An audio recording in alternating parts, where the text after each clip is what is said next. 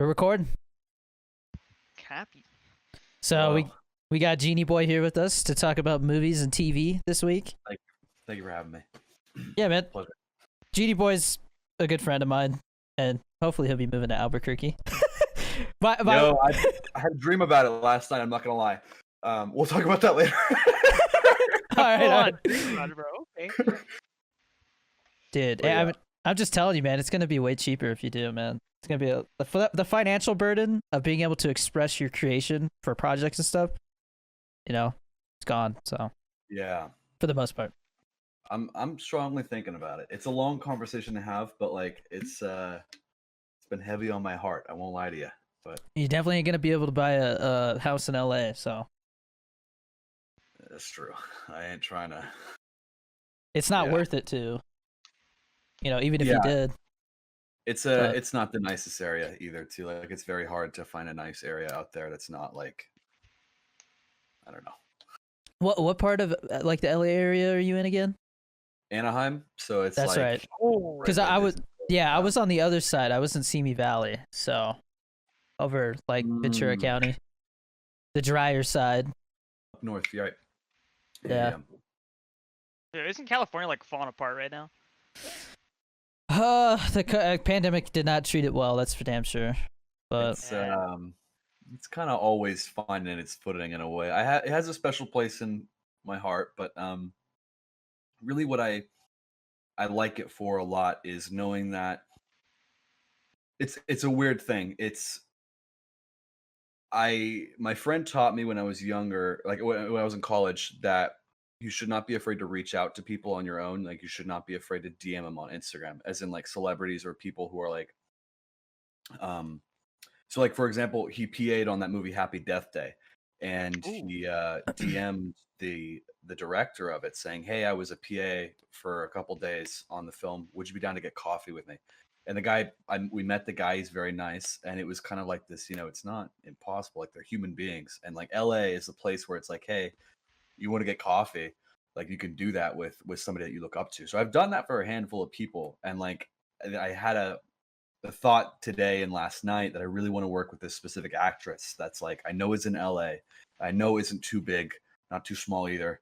I know that if I was to email her and give her a nice message, be a chance. You know what I mean? So it's a little bit different connections wise, but as far as living and standard of living, it is not the it's not the best. But Yeah, there's lots of opportunities there. It's just it's not always the best place to like actually settle down and stuff like that. Is what you're saying, right? exactly, Gotcha. yeah. Unless you're insanely rich, and Yeah. yeah, Yeah. Which to be able to afford a house there, the property tax and all that stuff like that, you literally have to be a celebrity, man. Unless you're Mhm. gonna live super far away from where you work.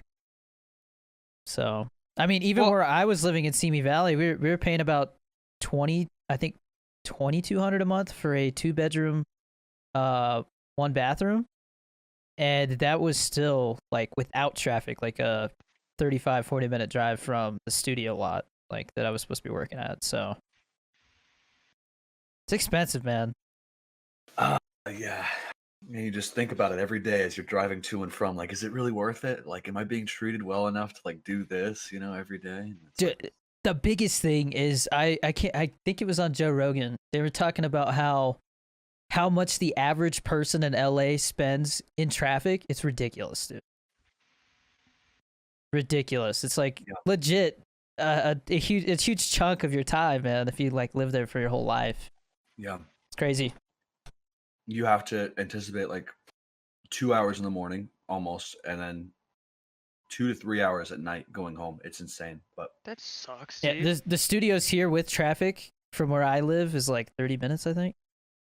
So, and wow. that's where like all the Netflix studios and all that stuff is. So, That's not bad at all. No. 30 minutes. Is worth it. yeah, and like I said, with traffic. So I mean, like traffic doesn't really get bad here. It could in like the next decade, but there's so much like open space out here. I'm trying to stop saying the word like and I'm trying. It's hard, but there is so much empty space out here that they could easily just widen the roads big time. So I think Okay. it'd be fine. I definitely want to visit. I want to visit, and I want to have a look, and then I'll probably, I don't know. I mean, you've seen Maybe- Breaking Bad, so you know what it looks like. You Yeah. know, it's just Yeah, it's gotten bigger is all. You know, Oh. stuff's been updated. There's a lot more like there's like 10 Walmarts within like a 20-mile radius of me or something like that. It's ridiculous. Like there's just tons of everything. I think there's 2 malls pretty close to me. There's just a ton of stuff. Like you wouldn't think that Albuquerque, New Mexico would, you know, just have everything you need super close by. Sure. You know, but it's very convenient. You know, if we're looking for something specific and they don't have it at one Walmart, we literally just, you know, drive 2 minutes and there's another Walmart. It's weird. You know? Holy shit. Yeah. That is really nice. And there's a ton of neighborhood Walmarts too, so there's always, you know, plenty of places to go get the specific groceries you need. So there's Walmarts and then there's the neighborhood market Walmarts, which is just food. That's the green one, right? Where like where the sign's green, yeah. Gotcha. Yeah, because I remember when we got one of those, I was like, "What the heck is up with that, dude?" They look nice though, because like it's just groceries. They have to keep it clean. Yeah. Like they're always like super pretty looking, and then like the regular Walmarts, they look like they're falling apart because you got all kinds of people going in there to get whatever. They sell fireworks at Walmart. Really? Yeah, because I remember it was depending a couple on the years state back. you're in. Well, yeah. Well, a couple years back we went, and I think either I had turned 16 or 17 or something like that. But we went in there and I was like, I can legally buy fireworks here. Like there was literally a sign that said like how old you have to be, and yeah, I could literally have I could have bought fireworks, but I couldn't have bought Sharpies. Yeah, it's ridiculous, man. They lock up Sharpies and stuff. Is that an Arizona State thing or is that? I have no idea because so my understanding is that they do that because they don't want people like either doing graffiti, it's for graffiti, or like yeah. Spray paint's locked up too. Because I've heard that people like they'll sniff Sharpies and get like kind of high somehow, which I don't get. But hey, yeah. there was like 2 reasons, but like because I went to go buy Sharpies one time, and the guy stops me. He goes, "Hey, can I see ID?" And I'm like, "Wait, what?" And he goes, "You have to be 18 to buy Sharpies." And I was like, "Oh, well, I'm not 18." And he goes, "Oh, well, yeah. I mean, I can take them for." I was like, "Why? Why exactly?" Oh, is Genie muted or? No, I'm just like in shock. He's in shock that you can't buy markers. Yeah, but I was like, so why exactly can't I buy like Sharpies? He goes, "Oh, you know why?" And I was like, "No, I don't. That's why I asked." I was like, "What?" Please explain. It's like that's why I'm asking in the first place. If I knew, I wouldn't be asking you that. You know why? What? Yeah, I know. I was like, what kind of answer is that, bro? Assuming that every kid under 18 is desperate and hell-bent to sniff a Sharpie? Or like, draw on a bathroom stall door or something like that. Yeah, Like it could be a county thing because I know. I remember when we went to Phoenix for a swim meet or something like that. Somebody bought markers and it wasn't locked up, so it might be the county. I don't know. Or maybe it was before they actually. Because it's a border town, so I mean, it's just gonna be higher crime and stuff. You know, that's true. Comes with it, but who knows? Either way, it's dumb. Like you should be able to just buy markers, man. You know, these degens got to ruin it for everybody else. But anyways, movies, TV. That's what we're really here to talk about. Yeah. I guess we could talk about what we're currently watching right now. Me and the wife, we just blew right past. Like I'm literally losing sleep over this show. My wife and I are watching Yellowstone. You guys heard about that? So yeah, it's the so what happened was, I think we talked about it a little bit. Genie Boy, Sons of Anarchy had a guy playing the sheriff, right? Or not, I don't know if it was a sheriff or just a deputy, but anyways, he's this cop, and I guess this guy wanted to do other stuff, film and TV wise, and was basically just told like, you're never gonna do anything. This is gonna be you're peaking here. Right. Like this show is the best thing you're gonna do. And so he like worked his ass off and wrote a couple scripts. One of them turned out to be Sicario, and the other one was Hell or High Water. Mm-hmm. And so those movies were such a huge success that he started directing, and he literally directed this whole show, Yellowstone. And it's Kevin Costner. Have you heard about it, Genie Boy? Like, do you know much about it? Yeah. I've heard of it. Haven't watched it, but I know the reviews are pretty strong. It's pretty damn good, dude. So what it is it's Kevin Costner. You know who that is, Chris, right? So he is this old cowboy who owns the most land in Montana.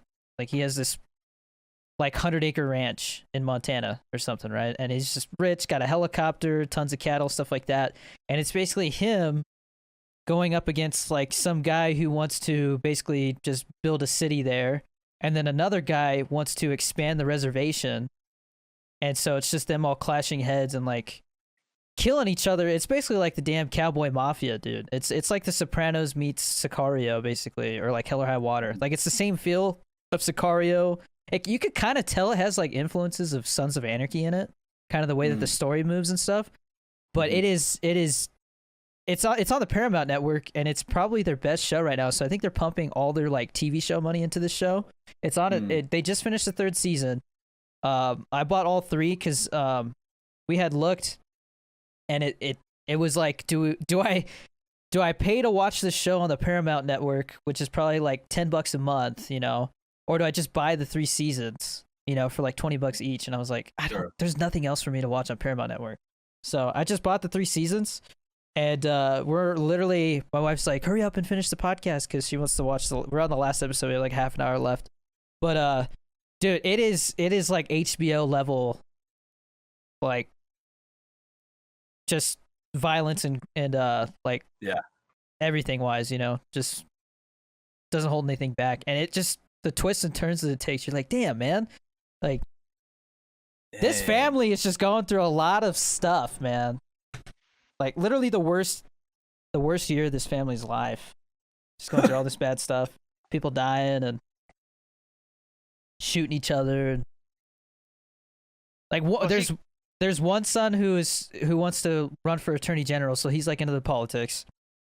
The other son is like an ex-Navy SEAL with all kinds of problems with that. And then there's another son who works for the dad on the ranch.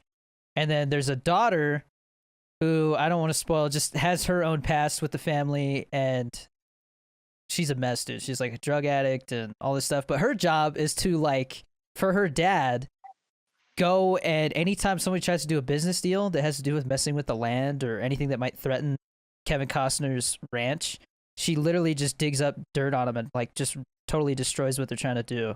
Whether it means buying all their stocks and stuff like that. Like, it's crazy. Really interesting show. Never it just goes from 0 to 100 and never stops. Okay. So it's great, man. I love it. It's probably my favorite show right now. Okay, I might actually check that out. You mentioned HBO. HBO Max. What's even on there? Because I know there's good stuff on there, right? I just don't know what good stuff, because I hear there's tons of stuff on there. Like even I think was it Wonder Woman that was on there? Like they even had that on there. The new Wonder Woman sucked ass, dude. Was it bad? It was terrible, dude. Where do you watch the Snyder Cut? Oh, the Snyder Cut's on HBO. Yeah. See, so okay, there is stuff on there that I Snyder would Cut. watch. Dude, I don't think we ended up going into that too much, Genie, but the Snyder Cut was fantastic. Yeah, no, I remember you saying like it does things that like. And you didn't watch that yet either, right, Genie? No, I haven't sat down and watched a movie like. Somebody's phone going off? Well, that's not mine. I think it might be mine. Yeah. Okay. You son of a bitch. I did not know like the whole thing. Dude, it reminds me. Back when I first started streaming, I had the blue snowball mic with like that tripod on the desk, and so I would literally like throw my phone on the desk, and it'd be like boom. It was ridiculous, bro. Yeah, those are insane. So that's bad. I finally got rid of that mic. Like I went to Best Buy and I literally the money back.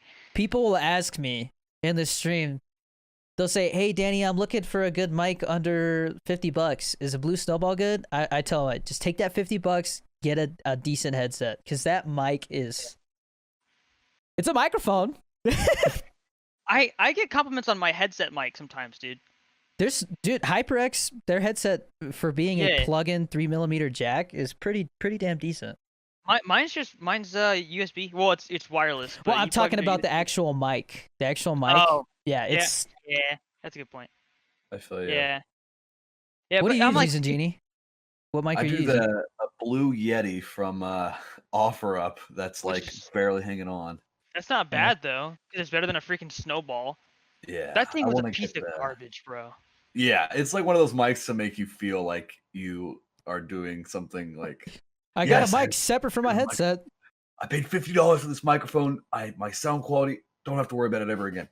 And then you just have this Bro, giant. I mean, I go back and look at I've seen clips from YouTube because I made tip videos in the past and stuff, like how to make Twitch affiliate, Yeah. and just the mic quality. It literally sounds like I'm talking through like a styrofoam cup, dude. It just Oh. yeah. Oh man. Well, your mic quality now is. It's the same one Joe Rogan uses, so like it really doesn't get too much better. I could do voice acting with this mic if I wanted to. It's that quality. You So could actually. Yeah, you're right. What have you what settings do you have on there? Like, have you raised like the bass I like have that? not. Or? I literally took the Harris Heller. By the way, Harris Heller liked one of my tweets the other day. I was pretty stoked about that. Ooh. So I took his settings from his video on how to set up an XLR mic, and he said this is a good starting point. You should tweak it on down the road because everybody's voice is different. But basically, it tuned the frequency so that the high pitched stuff doesn't sound too high pitched, the low stuff doesn't sound too low, and all that stuff. And it also, with the noise gate and stuff, you don't hear my fan going right now and stuff like that. I do think the noise gate might be a little too aggressive because sometimes when we're doing like mail unboxing videos, my wife will say something with her head turned a little bit and you don't hear it at all. So it definitely could be a little less, like if I like, tell me if you guys hear it cut out, like start turning this way, like you guys hear it a little bit. It starts to get choppy. Yeah. Starts to get a little choppy. So I could definitely tweak that. Just right now, it's like nobody's complaining, but it's definitely something I want to do for myself, is to tweak that later on. But movies are still not open here. You can't go see a movie here yet. Which Albuquerque is playing it really safe, man. Gyms are open, but jiu-jitsu's not open yet, which I heard I think 2 months ago that they should be opening up and it didn't happen. So I think they are anticipating a third wave, to be honest. And it's possible too. Wow. They have it like pretty much open at like halfway, or like some of it's like 25%. It depends on the theater. Like there's some theaters that like when you buy one seat, it kind of eliminates 9 seats. So it's like the corner, that one in front of you, that one behind you, like back corner, left corner behind you directly, and then side to side. So that's like 9 seats it takes out by buying one ticket. And yeah. So it's like, I mean, I've seen a lot of them. You can just pay, I think they say it's $99 and you rent out the whole auditorium. Like that's how desperate they are for money right now. Wait. So are you allowed to, like, if you were to buy a ticket and then like you're with your family, can you guys just take up seats next to each other? And then it's only if okay. But Okay, then they 'cause I was take like, out the corners in yeah. the front and the back for every single one that you buy. It's insane. Yeah. I went once in the Palm Springs area, which is where my wife is from, and it was weird, man. They had minimum staff. There was literally 2 people working, and they changed the time for the movie we were seeing. We were seeing Tenet, because I said, if there's anything I see during this pandemic, it's gonna be Tenet. You know? So we scheduled our, we bought our tickets online. We go there, and literally this guy walks from the concession stand, comes over to the booth and goes, "We changed the time for the movie." And I'm like, "It's not changed on nothing."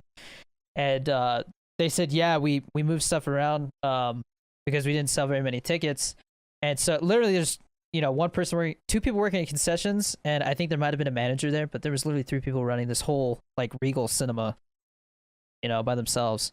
So it's bare minimum staff. I mean, they don't want to pay for, if they literally, it's to the point where if they have full staff there, they're losing money just by paying their employees, so it's bad.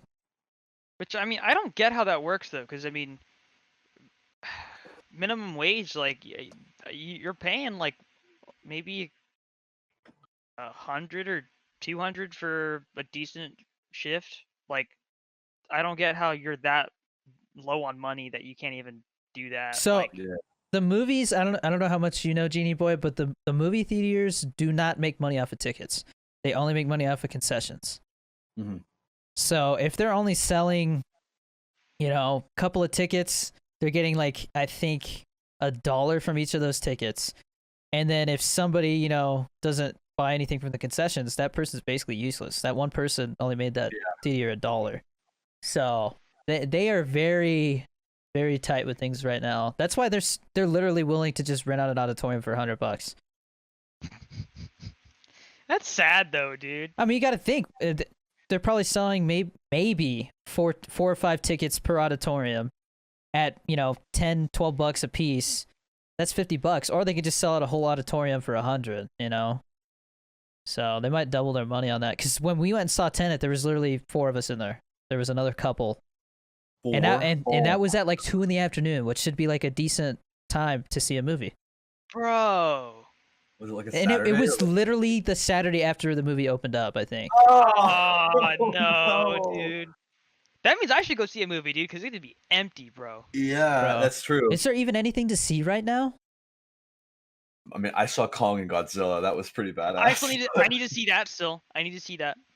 Yeah. So I'm gonna tell you right now, Chris. It's a turn your brain off movie, but it's That's what I need, but I don't know. See, I definitely was checking my TikToks and stuff during it. I wasn't like fully. well, people would come into my chat. Have you seen Kong vs. Godzilla? I'm like, no. Like I don't even know where to watch it. They're like, it's good. You should watch it. I'm like, where do I watch it at, man? Because I wasn't sure if it's something you could stream or if you have to go to an actual theater for it. All right. Let's just say I might have accidentally texted you my HBO Max info. So, I'm not telling you to log in and use it. I'm just saying, hey, I might have accidentally done that. So. Okay. But, yeah, definitely the Snyder Cut, Godzilla was cool. Mortal Kombat, did you guys watch that?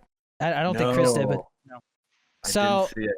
I had low expectations. I just expected, good action, but it definitely entertained me. There was the one, I can't remember the name of the character, but he was just this, I can't remember, I never really got super into the games, but there was this Australian guy and he was hilarious, dude.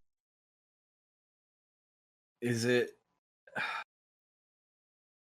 I don't know can't the remember. name. I don't know the name, but does he Outback wear Steakhouse. sunglasses? Does he what? Does he wear sunglasses? No. And he pretty muscular? Okay. He's pretty muscular, but he doesn't wear sunglasses. But the CGI was top notch. Ooh. Is it? That's good. Yeah, all the Sub-Zero ice stuff looked really good. Do you think it's like a good turning point for video game movies and No, adaptations? it's not going to be. Once again, it's I would say it's above average when it comes to a video game movie, but it's still not. If you don't know what Mortal Kombat is, you're not gonna go out of your way to see it. You know what I mean? It's not that good. Yeah. Feel that. So, but I mean, they definitely set it up for like a sequel. So, Oh.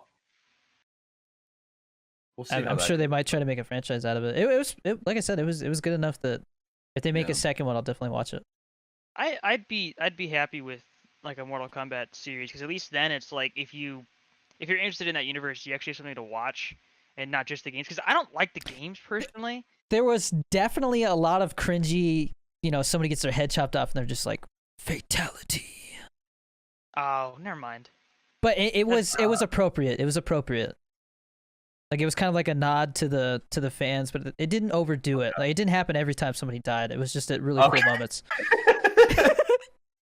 That's still kind of lame though, dude. The one guy, yeah, he's like flawless victory. Well, who's that supposed to be? Like, why is there a narrator in the movie? No, there's no narrator. But you're saying like there's or an announcer. Literally, it's like I chop somebody's head off and then just say, Wait, the fatality. character says it? Yeah. The character says like that's the character even worse, the bro. character like flips his like bloody hat, puts it on, and he's just like flawless victory, and then like walks away all badass. That's stupid, bro. I'm sorry. That's It's not as- that's worse. That's It's not as worse. bad as you think. Nah, it seems Okay. pretty lame to me. No, it definitely sounds worse than it is.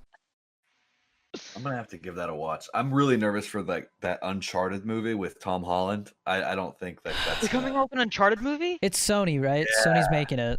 I'm Yeah, sorry. it's I'm like sorry, they're- but they do. Sony does not make good movies, man. They just don't. Yeah. Venom, I'm really Maybe- nervous. Venom was dog, bro. That was I liked it. I liked it.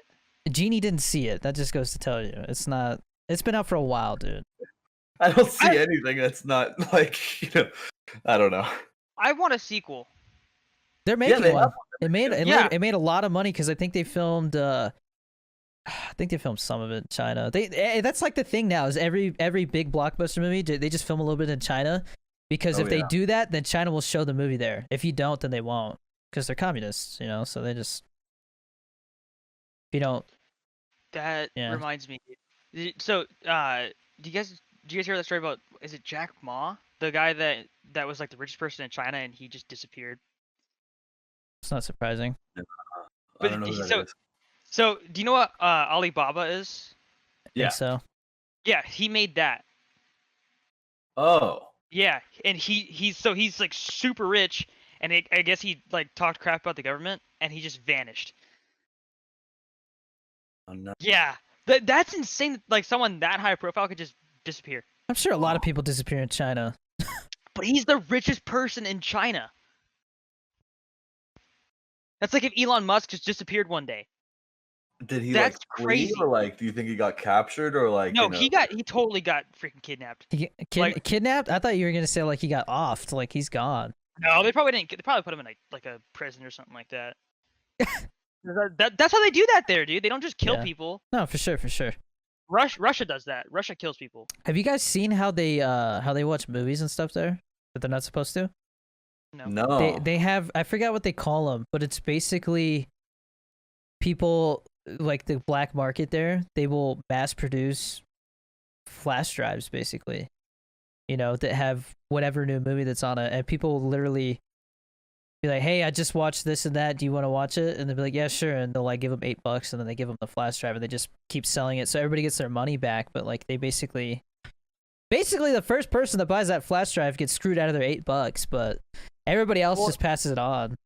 That reminds me of like when people would get like I think Dad had that where it was like that big booklet of like DVDs, but people would sell those. Do you remember that?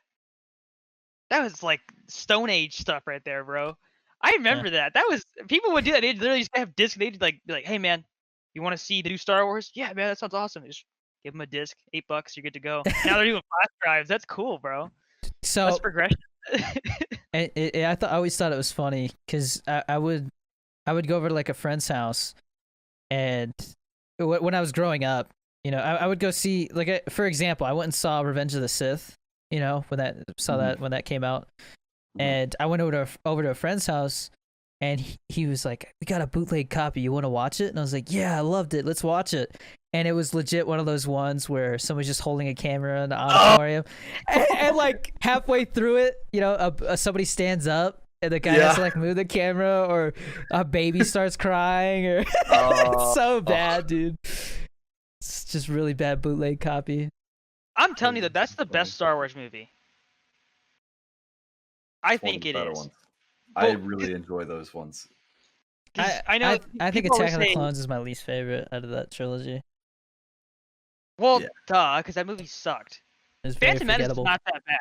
It's not nearly as bad as Attack of the Clones because Attack of the Clones Phantom Menace is slow, and I don't like all the political stuff. It's slow, but at least like the I saw a TikTok the other day where he's they're stabbing the lightsaber through the door, at the beginning. Yeah. After they sent in the droidicas and all that stuff. And then somebody like totally CGI'd their face onto the one guy, and because the other guy's like, "They're still coming through," and then the other guy's like, "Oh fuck!" Dude, those characters, I still have no idea what they're supposed to be. They're literally just a political like chess piece for the movie. Yeah, generic ass politicians. They get killed in Revenge of the Sith, bro. When Anakin goes to Mustafar, he just like beats the crap out of him with a lightsaber, bro. It's insane. Like they managed to keep them throughout the entire trilogy just so that they could kill him off. Yeah, I just think it's funny that Jar Jar is the whole reason everything went to shit. He had that final vote. Yeah. Oh.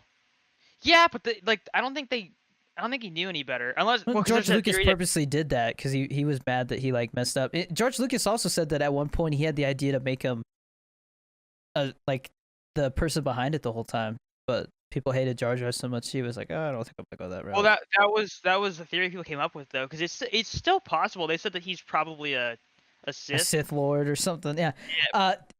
Have you seen the footage of George Lucas like reviewing the first pass through of the whole movie being put together?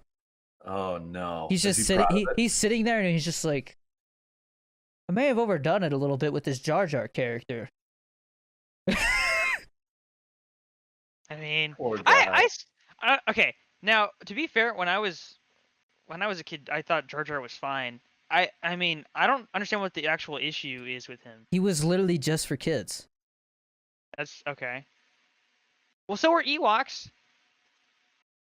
Yeah, but Ewoks like killed each. They kicked ass, dude. Jar Jar literally just fumbles around and drops stuff. And he literally does nothing but cause problems. That's fair. Yeah. That's all he does the whole movie, dude. That's fair. Yeah. I mean, at the same time, though, okay. So you're saying that what they actually do in the movie matters more than the character itself? What? No, what I'm saying is a good movie makes good use of their characters, whereas these Jar Jar, the two guys at the beginning that you're talking about, they're literally just throwaway characters to keep the plot moving. Like they have no character backstory, nothing. Well, how did you feel about BB-8 in the new trilogy? Again, so it's just a throwaway droid. I- Everybody I- has to that have his one- own droid. That one I didn't get because I was like, okay, like obviously the whole idea with having R2-D2 and C-3PO in like all the movies is because they've been there since the very beginning. Like Mhm. that's how the first movie, well, that's how A New Hope started, is with Mhm. R2-D2 Yeah. and C-3PO. And so I feel like they should have just made it so that R2-D2 found Rey somehow. Because I thought Rogue One did a fantastic job with the one droid that was voiced by somebody famous. I can't remember. He was the one at the end who basically like held everybody off so they could finish downloading the Death Star plans. He actually, it was like K2SO or something, I think his name was. That was a badass droid. He actually had some, like he had dialogue and stuff. He didn't just, it wasn't just a throwaway droid for people to like look at. Did you play Star Wars? Is it Jedi Fallen Order? I have it. It's one of those games that I just haven't gotten around to playing. Dude, it's a really good game. It's one of the few games Make where a I'm like, second one. I want DLC for it or a second one to come out because make a it's second a one. cool game. But I want it to be more like Did Respawn like make an that? RPG. Mhm. They did? I'm Really? pretty I sure. think so, yeah. So that those are the homeboys over that made Modern Warfare 2. They know how to make a video game feel like a movie, like a cinematic story. They do. Yeah. Because I mean, Titanfall 2's campaign was fantastic for the half of it that I ended up playing, but like I was invested and it was cool to like him. Like he made it, like, somehow they made you feel invested with this relationship between the Titan pilot and his Titan. I don't even remember how they did it, but you actually cared. Like you were worried that your Titan was gonna like get blown to shreds or pieces. So like I remember feeling like, oh man, is he gonna lose his Titan? You know? I didn't finish that campaign. But dude, I loved the way that the guns sounded in that game. I like the movement system. That's what always felt cool to me because I think like if you compare it to how Call of Duty has done it, Titanfall is definitely better. Like it just feels a lot more like legit. Whereas, okay, I would say that the movement is comparable and better to what they were trying to do with the exosuits in Black Ops 3. Yeah.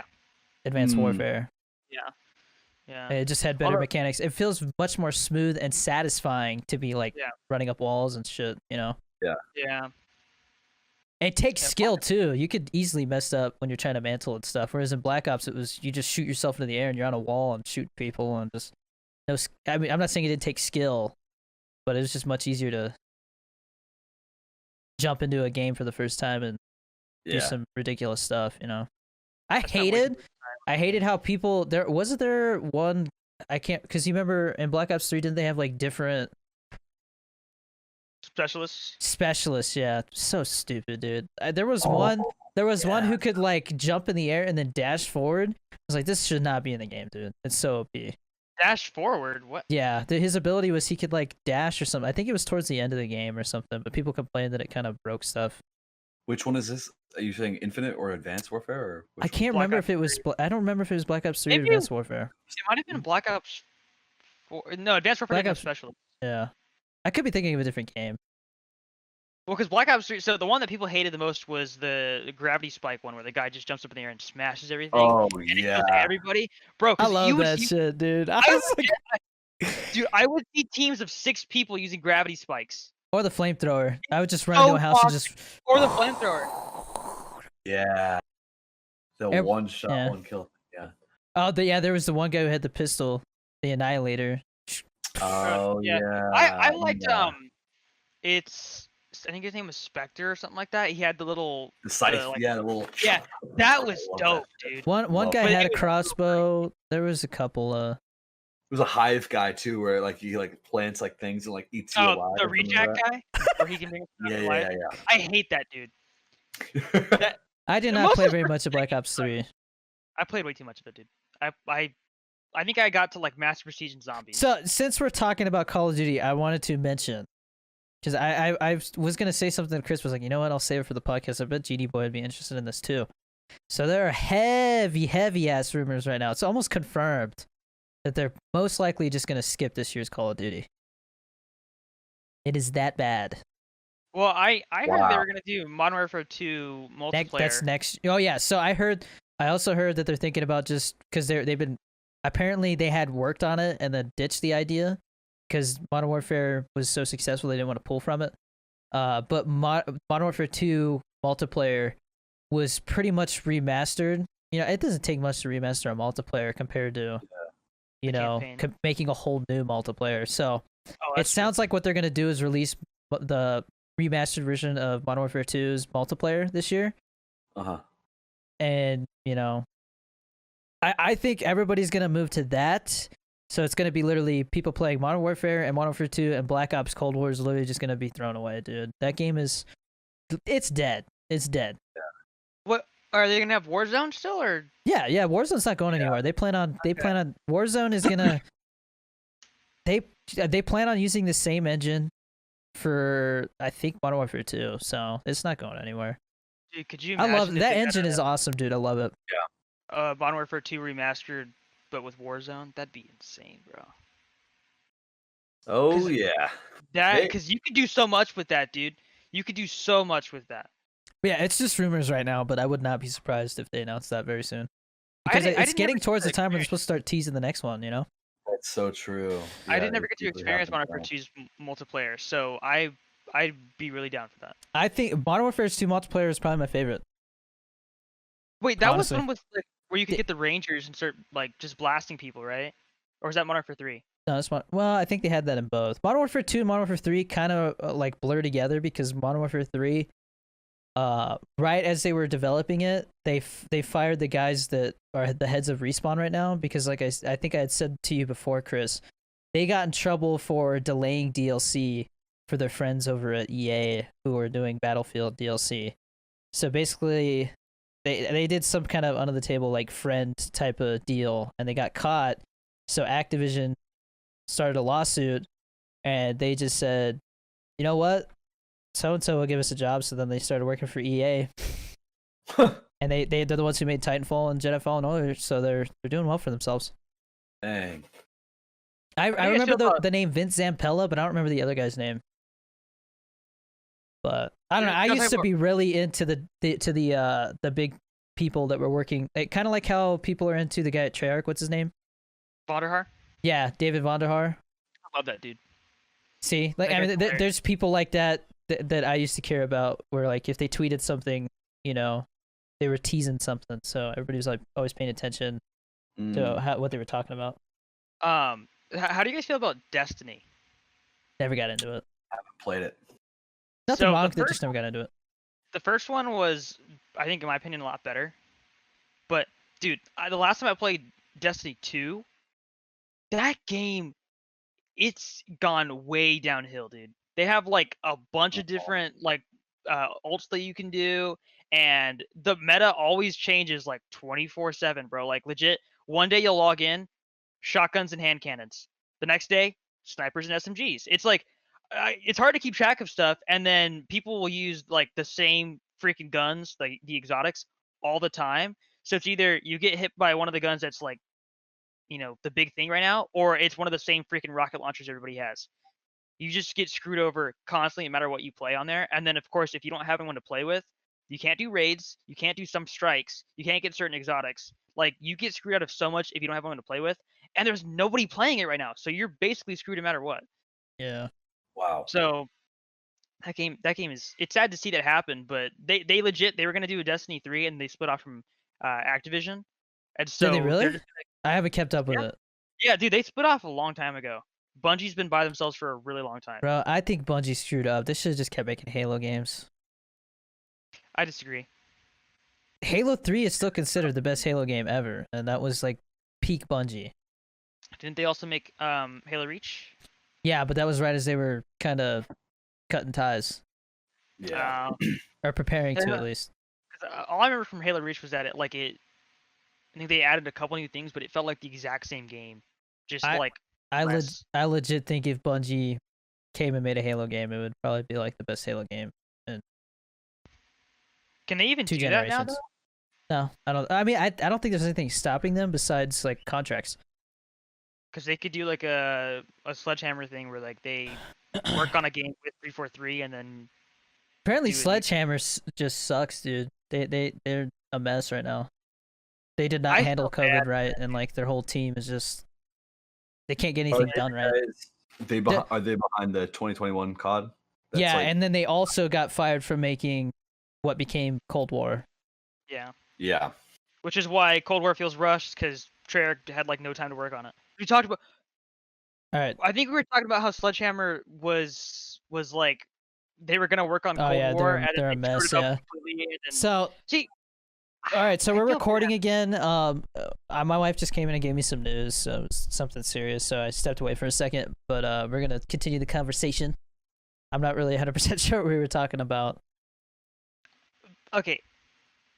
So I think Treyarch did a good job for the time that they had, but do we know what they were gonna make originally? They were working on. I think they were working on a new I think Black Ops Cold War was something that they were planning on coming out with this year. You know what I don't get? Did you notice a bunch of the voice actors that were in the original Black Ops are just gone? Like the guy who played Woods is gone. The guy that played Mason is gone. I think the guy that played. I did the same thing with Modern Warfare. I mean, if you Did want, they? yeah, if you want, Yeah, if but Modern Warfare is a reboot. That makes sense.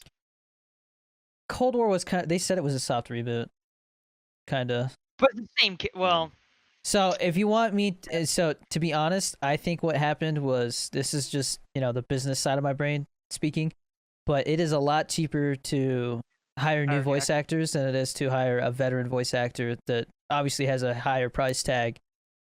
Yeah. Now that that person's done 2 or 3 previous games, which sucks, but that's just how it works. It's a lot Yeah. cheaper to hire somebody for $250,000 to do the voice for a game than it does to do like $2 million. did you see that you can actually play as Captain Price in Zombies now? Yeah. Zombies. Well, Yeah, you could play as them in multiplayer too. Yeah, but that's cool that they have like an It's- actual crossover now. So it makes it's stupid, dude. It shouldn't be a thing. What That Captain Price- Price has anything to do with Black Ops. It's literally Yeah. just a throwaway connection because they can. But- I don't get what he's supposed to. Why is he there in the 80s? It doesn't make any sense. Because I mean, even if I mean, let's don't say get me that they- wrong. So I'm just saying age-wise, it doesn't make sense because the first Modern Warfare takes place in what? I think it says like 2009 or something. And he basically looks the goddamn same that he does in the 80s skin. Like you know what I mean? It looks like the same guy, Yeah, same age. even if he was like in They his should have made like a 20s. young Captain Price, Like that would have been Yeah. cooler. It would have made more sense instead of just throwing him in his he's wearing the same thing from the first mission of Modern Warfare where you're the wet work map where you're like running around on the ship killing people in their beds and stuff. He looks just like that. Oh. Dude, I need to replay the original Modern Warfare trilogy Well, yeah, like I said, the third one's kind of sloppy because they kind of had to like tie it together while the studio was kind of falling apart. But Yeah.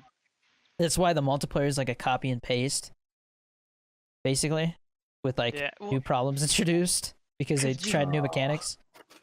but the thing is, because the one thing I remember from Modern Warfare 3, their marketing was spot on, bro. Because I just remember seeing, because I think that's when they actually had the Mountain Dew. Um, was it? It wasn't Game Fuel at the time. It was Like I something said, else. that was like when like Call of Duty was literally the biggest franchise at the time. It was just it was Yeah, dude, COD XP. still What do do you that. mean? They do. Wait, are Yeah. you frozen? Oh no, you're good. No, Uh, you're super um, blurry for me. I don't know if you are. For Genie Boy looks fine, yeah, but check yours my. is Yeah, kind you of blurry. guys are blurry for me, both of you, but it's okay. Uh, But dude, because I remember. Wait, you say they still do COD XP? yeah, you can go buy. I don't know if they're doing it right now, but it was when both games came out. Like you could go buy Doritos and it gave you XP. But XP is No, no, so no, no, stupid no, now. no, no, no. I mean COD XP the event. Like you actually, the place where you actually Oh, they remember haven't. that? Yeah, I don't think Oh, they've done that in a long time. They did do like a pop up Burger Town or something like that when Modern Warfare came out. But I know what you're talking about. They used to have this giant event where it was just all this Call of Duty stuff, and like they had like they would like remake maps for paintball and stuff. Like they would have like They you had could go one play in paintball Nuketown. in like the Nuketown Nuketown. map or something. Yeah. Yeah. wow. Yeah, dude, I always wanted to go to that, but I was like 9, so Dude, I can't wait for TwitchCon. Yeah. that's true. Hopefully, I don't know if it's gonna happen this year with the way things are going, but The only I thing that don't sucks think is it will, but you're not gonna be able to meet Doc there. did you see that Doc had a freaking Mountain Dew game feel ad on Twitch or something like that during some big tournament or something like that, and so everybody was like, "Oh," like because it was awesome too. He said, "You want to be the best like me? Order some Mountain Dew Game Fuel online." That's simply what I do. Like that's all. Like it was funny. It was good.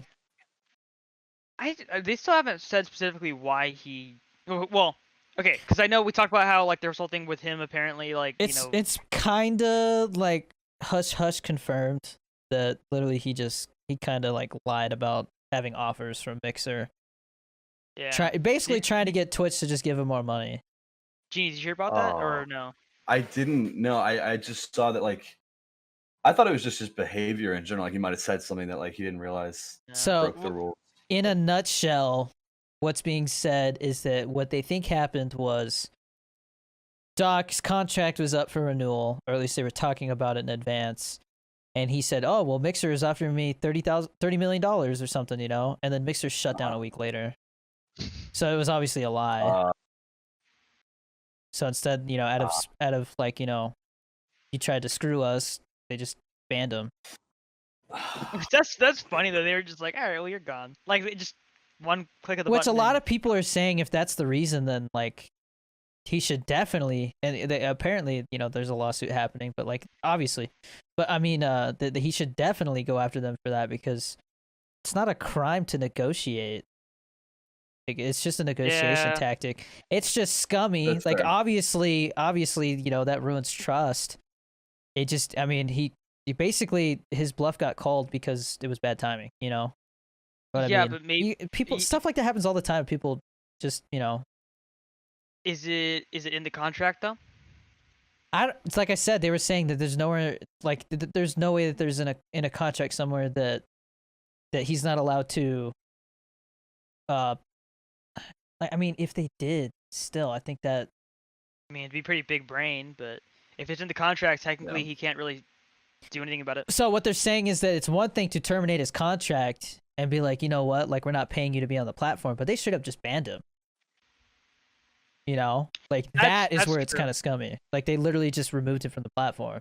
I'm sure they have like a clause where it's like we can, you know, ban you without notice or like without, you know, prior notice kind of thing. Yeah. But I mean, yeah, a lot of contracts will say that you're like not supposed to talk to the competition, but I don't know. Is Ninja on Twitch again, or? Yeah, Ninja's been on Twitch. Yeah. He just everybody says he peaked, and you know, I mean, he averages like 8,000 or something like that playing League of Legends or. Dude, something. I don't think he's mad. That guy's got millions of dollars. I mean, I Probably close to definitely see a billion. lot of people complaining in his streams that like the vibes aren't the same. Like he just doesn't really like he's just kind of there playing now, whereas before he like he would be like, "Do you guys see this shit? This is freaking ridiculous," just like freaking out and Yeah. stuff. He just doesn't interact like that anymore. Well, it's because all of his fans are little kids now. Well, that's the thing that he said is he thinks his biggest regret is becoming family friendly. Yeah. He says that caused him to blow up, but just like I've said this to several other creators that I firmly believe that the faster you blow up, the faster it comes down. And like I feel like I've experienced a little bit of it myself. Like I'll have like a big explosion and I'll definitely level out. Like I said, right now I average somewhere around 400 to 600 viewers, but a couple weeks ago I was like close to like 750, 800 sometimes, and it's because everything was popping off and that little peak, it peaked. But like I said, I'm at like a new floor now. Whereas, before that peak, I was averaging somewhere around like 250 to 350 or something. So I kind of moved up a rung on the ladder or two. It's just weird how it works like that. How Ninja could blow up and then literally like 2 years later be averaging, like he's not even in the top. Like I don't even know if he's in like the top 50 anymore. I just don't know what was special about his stream in the first place. Like, why did people? He played with Drake, and just that was after he got big, though. That's really when the big explosion happened. Then he started talking he started doing interviews on the news, and just he was everywhere for like 1 year, and then once he moved, I honestly think his biggest mistake was going to Mixer. He owned literally he owned Twitch. Went over to Mixer, got his money, came back, and it's so. My thing is, it's easy to say in our position that we would not just be like, oh yeah, hell yeah, I'll take $50 million, because I think that's what he got after taxes, because it's like $100 million, they take like 50% of it. Oh, but I would have taken it. Well, so here's the thing. You can either be like, you could take a chance going to a completely new platform that has no history, literally just started up, and be like, hey, they're going to give me $100 million before taxes. Or you can go, hey, Twitch, like, I know you can't match it, but I mean, let's write out like a 5-year contract where I get like, 15, 20 million a year or something. That's what I would do, man. I'm not going to go take my chances on a platform that has no audience. That's the one thing is I don't think I ever watched a Mixer stream. I tried. Same. Didn't work out very well. And the problem is that, I mean, I've watched so many videos on it out of curiosity because, right now YouTube and Twitch are like it's kind of like a secret war starting up. Where like they're obviously like stuff's going to heat up. They're going to start. There's going to be a split, and you've kind of seen it a little bit now. I've seen a lot of people say YouTube's the platform you should be streaming on. They go over there and then they come back and like, actually, because it hasn't happened yet. There's people who are trying to say they're getting ahead of it, but once you go over to YouTube and realize, hey, like it's just a completely different community. Like that's the one thing Twitch has going for it right now is their community. YouTube does not have that streamer community that Twitch does.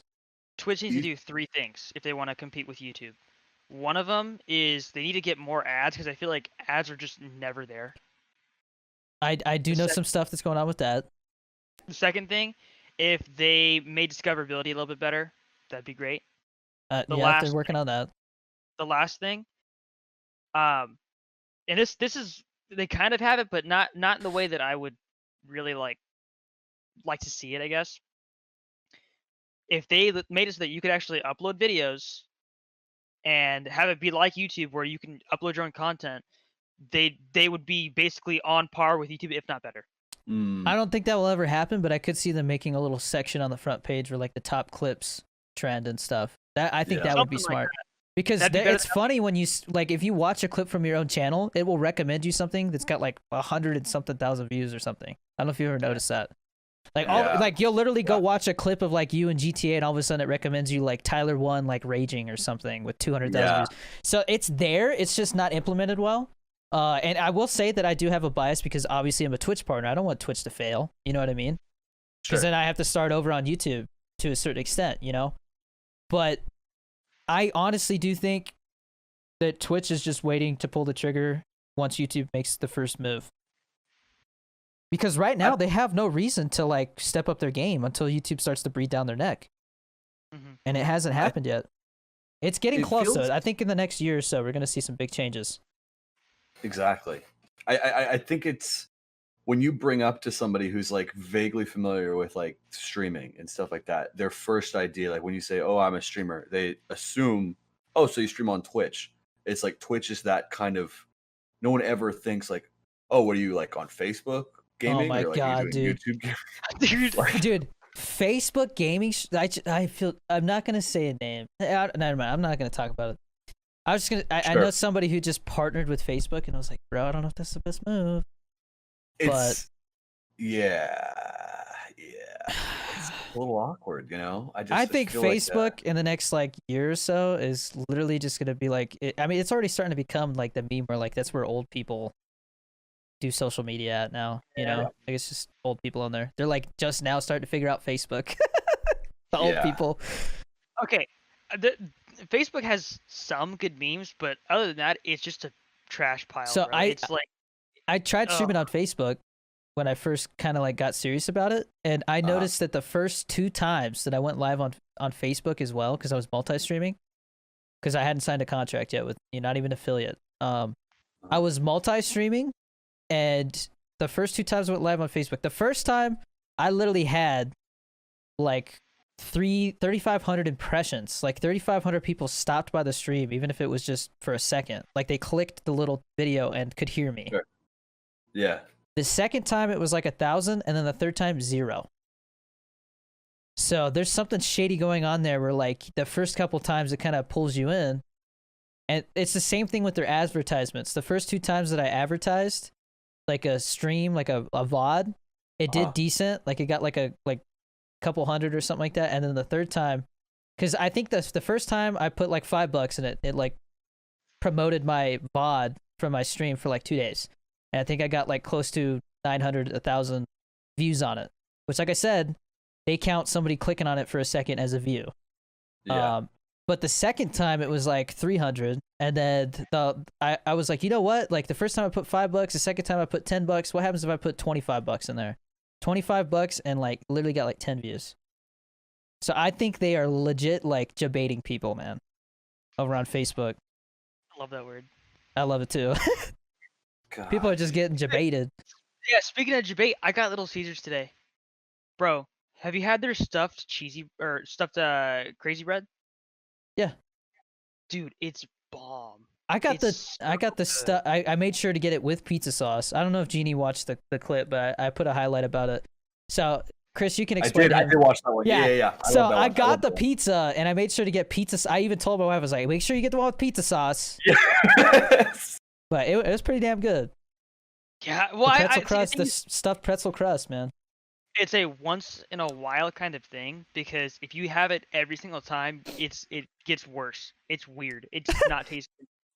Your body starts to tell you, I don't want this. It's like your sodium levels are too high, bro. I kind of feel that. Little Caesars does have that. You guys ever had their deep dish? Yes. Someone recommended it to me. Is it good? It's good, but it's like a goddamn brick in your stomach, dude. It is heavy, bro. 2 slices and you're full. They don't have a stuffed deep dish, or no? I don't think they do, but I know they've had like bacon wrapped deep dish and stuff like that. But I'm starting to think like you go over there and you get like the $3.99, or it might be a $4.99 now. But they have like that lunch combo where you get a slice and a soda for like $4 or $5. It's a pretty good deal. I used to live off that, and then I started gaining weight. And now I've dug myself a hole.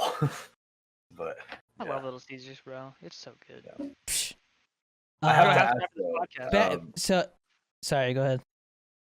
Oh, well, it's completely off topic. But it was about Twitch. Okay, I was gonna go back to the streaming thing. Okay, yeah. I was gonna say, do you think like? So I don't know if they'll have TwitchCon this year, but if you were to do TwitchCon and you were to like go all 3 days, I'm sure, I don't know for sure, but like I would assume that there's like parties in the area amongst like streamers and stuff like that, or at least people that are going there, like in San Diego. Would you go to those parties, you think? Probably, but one thing that worries me is, and it sounds weird saying this, but there's definitely people that I've met that have like come and gone. like throughout my time, and there's definitely people who have been a little like, I could tell that they're kind of like, there's people who've been doing it longer than me, and they still only average like 20 viewers or something, and so me like coming in and just kind of going past them that quickly, I think kind of, I don't know, just some people feel like I haven't earned it as much as others. No. So there's definitely like relationships out there where they just kind of went away, and then there's people that I used to talk to. The way that I look at it is, if you don't really make an effort to stay in contact, like I'm sorry, but like, I only have so much time, and I can only stop and say what's up like every once in a while. And I do get a lot of emails from people that obviously just want something. Like emails, messages from other creators. I'm not gonna say who, obviously, that'd be rude. But like they'll be like, "Hey, how you doing? So you want to play some games sometime?" Or stuff like that, Yeah. Like they obviously just want to collab. It's not about like, "Hey, what's up, man? How you doing?" Like Chunky Hustle is the type of guy where like we talk to each other all the time, like whether it's about advice or just life stuff, checking in on each other. He's a legit friend, But there's been other people that I feel like if they it's almost like if they can't collab with you, they want to, or they want to collab with you, or make it seem like that they helped you, like they want like some. It's weird, man. Like they want to scratch your back now, thinking that hopefully you'll scratch your back later, or at least they could say that they I don't know. It sounds weird saying like that. I don't want to say too much because Sure. I just don't want to start stuff. But Sure, yeah. I was just thinking like in the event that like I don't know. Well, okay. What I was getting at with that, what I was getting at with the event thing is, I worry that it's gonna be like high school. There's gonna be like groups of people that interact with each other all the time that are gonna be like hanging out with each other. Just be weird. I could kind of see that. I could kind of see little that, but cliques and stuff like that. I would say like I went there as like working a job. Like I wasn't attending as like a fan kind of thing. I was like I was like on a freelance gig with like Intel Gaming, and so it was like a weird position. I was like the sound guy, kind of going up to all these streamers like with a camera crew, kind of like just holding the mic, and and so I was like kind of watching from the third person like all these relationships. It's pretty easy to like, if people like recognize you and know who you are, they kind of get like, oh shit, that's Danny DeVito over there. Like, don't say anything. Like I don't know. Like, can I come up? Hey Danny, how's it going, man? You're like, hey bro, what's up? Like the same thing about the vibe that the Twitch chat in real life. Yeah. Where they'll be like, hey man, and you'll be like, hey, what's up? And they'll just like stand there. It's Dude, I gotta make another one, dude. I gotta make another one of those, man. I love those. But it's a different. You never know, and especially with like COVID and stuff like that, it's easy to kind of hold your own territory, I think, there. But at the same time, you never know. I don't know, but I think I would. Dude, I so bad want to make one where like the guy just busts through the door and he's like, notice me. Like, bro, stop spamming. The bot's like, bro, come on, calm down. Like, and he starts throwing bits and shit. Starts throwing coins. Like, Genie, were you there? So shout me out. Throws coins in my face. Danny raided me one time, and I had Nightbot on because back when I first started, I wanted a bot that would stop spam and stuff like that, and it just timed out like half of the people. Oh yeah, everybody. Oh my it timed out like the whole raid, dude. But I do you remember? I rated Arcadia Positivity. That guy. So Arcadia is a guy who does TikTok. I think that's how I first met him. But his thing is he likes to go to people's streams and like drop like little inspirational quotes, and say what's up. And so I rated him one day, and he had like, it was like a Pokeball that opens up and it makes like the noise, But so many people were following that it broke, and it was just like just like blowing out everybody's ears, dude. And like he's like I'm trying to stop it, I'm sorry. Like like literally for 5 minutes he's like freaking out trying to figure out how to get it to stop. Oh my god. Yeah, I popped into a stream when it wasn't like too crazy. Yeah. It's a good vibe. It's just that one day there were so many people, dude. There was just too Yeah. much going on. That's all it was. But I So I'm happy with how he handled it though, because it could have so gone a lot worse. I get I'll be honest, I get raided a lot, you know. There's people come in and raid me every once in a while. I've noticed that the worst thing you could do when somebody raids you, especially if it's like a larger number, you know, like 50 viewers come in, is be like, oh my gosh, you know, thank you for the follow, so and so, thank you, and like getting shot and killed in the game and stuff like that. Like, you want to just be like, yo, thanks for the raid, how was your stream, and like keep going, you know, because you got to entertain the people that just came in. You can't like stop. And Yeah. I see people who like they stop, they put up a special raid cam overlay and like introduce themselves and talk about what their stream's about and stuff like that. I mean, that's a cool way to maybe, you know, introduce yourself and like that. But like, I mean, I just know that if I pop into somebody's stream and, you know, they're just in the middle of like explaining this and that, like it's you're not seeing what the stream is. You're seeing somebody like kind of going out of their way to like, it sounds rude, but like beg people to stay almost. Yeah, That's what yeah, it comes yeah. off as. Totally feel that. Well, Yeah. so how about this? At what point do you think you should turn off the follower notifications? I turned it off when it just kept popping up like constantly. It's a good problem But to like, have. because dude, yeah. I mean, like right now, like what'll happen is every once in a while, like I think maybe like 20 minutes, I'll get a couple that just pop in, and I should dodge charger, and I'm like, oh, all right, well, I gotta say thank you. Yeah, I would 100% thank everybody that comes in and follows. Do that as long as you can, because people love, like, they like being acknowledged. Right. You know, Yeah. that's a big thing. Once it got to the point where people were like, "Hey, bro, I followed and you didn't say something," I'm like, "All right, well, I guess that whole courtesy is out the window," because people are getting pissed off at me now for missing it because I'm trying to like drop a 20 bomb in Verdansk. You know, Yeah. it's just not gonna happen. Yeah. But yeah, man, I've always thought raids were a weird thing. You know, like it's just kind of an awkward thing. And like I had like the redeem a raid thing, where people could redeem to raid them, to raid their friends and stuff. At one point, it was just like you guide it, and people started raiding themselves. So I was like, all right, that's, you know, I got to make sure you're raiding somebody else. You can't just raid yourself, because then it's like super selfish. Yeah. But then it got to the point where like every stream somebody was like, I'd be like, all right, who should we raid? I'm looking at this and that, and somebody's just like, boom, raid this person. It's like some random person that I don't know what they're like, you know, like it's just super random. So I got rid of it. Like I definitely take I'll ask the chat, I'll be like, look, so we got so and so, so and so, and so and so. Who should we raid? And if I see a lot of one name spammed a lot, then I'll do that. But I mean, obviously, there's times where somebody's just like raid Ninja or something stupid like that. You know, it's like I'm not gonna raid Ninja. That's dumb. Yeah. Yeah. But and raids. I hate raids, to be honest. I see why some streamers just don't do them. Do you feel like the obligation to raid every single time you end, or like have you ever ended where you just like? Because I forget. I try to use it as like a networking thing. You know, like if I follow somebody on TikTok, and like I've thought about like, you know, maybe reaching out to them about, like, maybe I just want to get to know somebody because I think their content's cool. Like I might drop them a raid, and you know, sometimes they'll say thank you, or during that stream they'll be like, hey man, like we should talk sometime. You know. So it's just for me, I try to use it as like a form of networking. Or I had a buddy tell me the other day, he was like, hey dude, so I just want you to know that I found somebody in my Discord using a follow bot, like literally like you spend money and it sends followers to somebody, and I saw your name on there. And I'm like, all right, well thanks for telling me, you know. And then like, you know, the next day I dropped him a raid because like, you know, that was nice to know.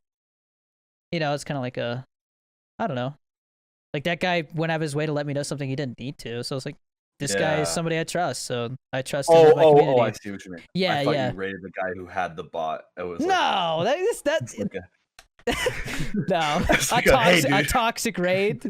Yeah, Everybody spam. Fuck that guy. That would be so funny. No, that's super. There's people who do that, man. Like toxic raids. Oh man, it's messed up. I've never seen that. Okay, so like, back onto like because I had mentioned I have heard rumblings that Twitch is working on up to 4K streaming. That's something that they're Okay. like working on to be able to do, which is a game changer. Mhm. The other thing is so I don't know if you saw, but I think it's kind of in beta still. What you can do where people have the opportunity, it's like a hype train, but they have the opportunity to like drop channel points, and if you hit a certain amount, it'll put you on the front page for like 15-20 minutes. And so that's something that if they I think it should be for smaller people. Like there should definitely be like a limit to how many viewers you have to do that, because if it's just, you know, like everybody doing it, like I shouldn't be able to do that. You know what I mean? Sure. Like I feel like I don't deserve to just be on the front page all the time, because it will happen every time it happens, people are gonna drop points. Like it's gonna get abused. So I'm sure they know about that. The other thing you mentioned, the ads. I think something's in the works, because it had gotten talked about in the news that they're working on like a ad safety rating.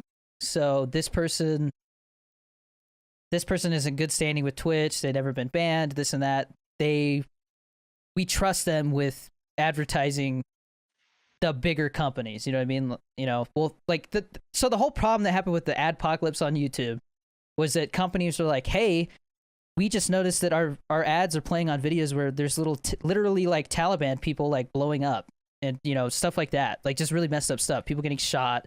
And they were like, we don't want that anymore. So they basically all band together. We're like, no more ads on Google until we are promised that, you know, our ads aren't gonna play on videos that are just random messed up stuff like terrorism and stuff. And so Twitch is basically trying to do where, based off of your social standing with Twitch, you get like, you know, an A rating, you get like the A class of ads.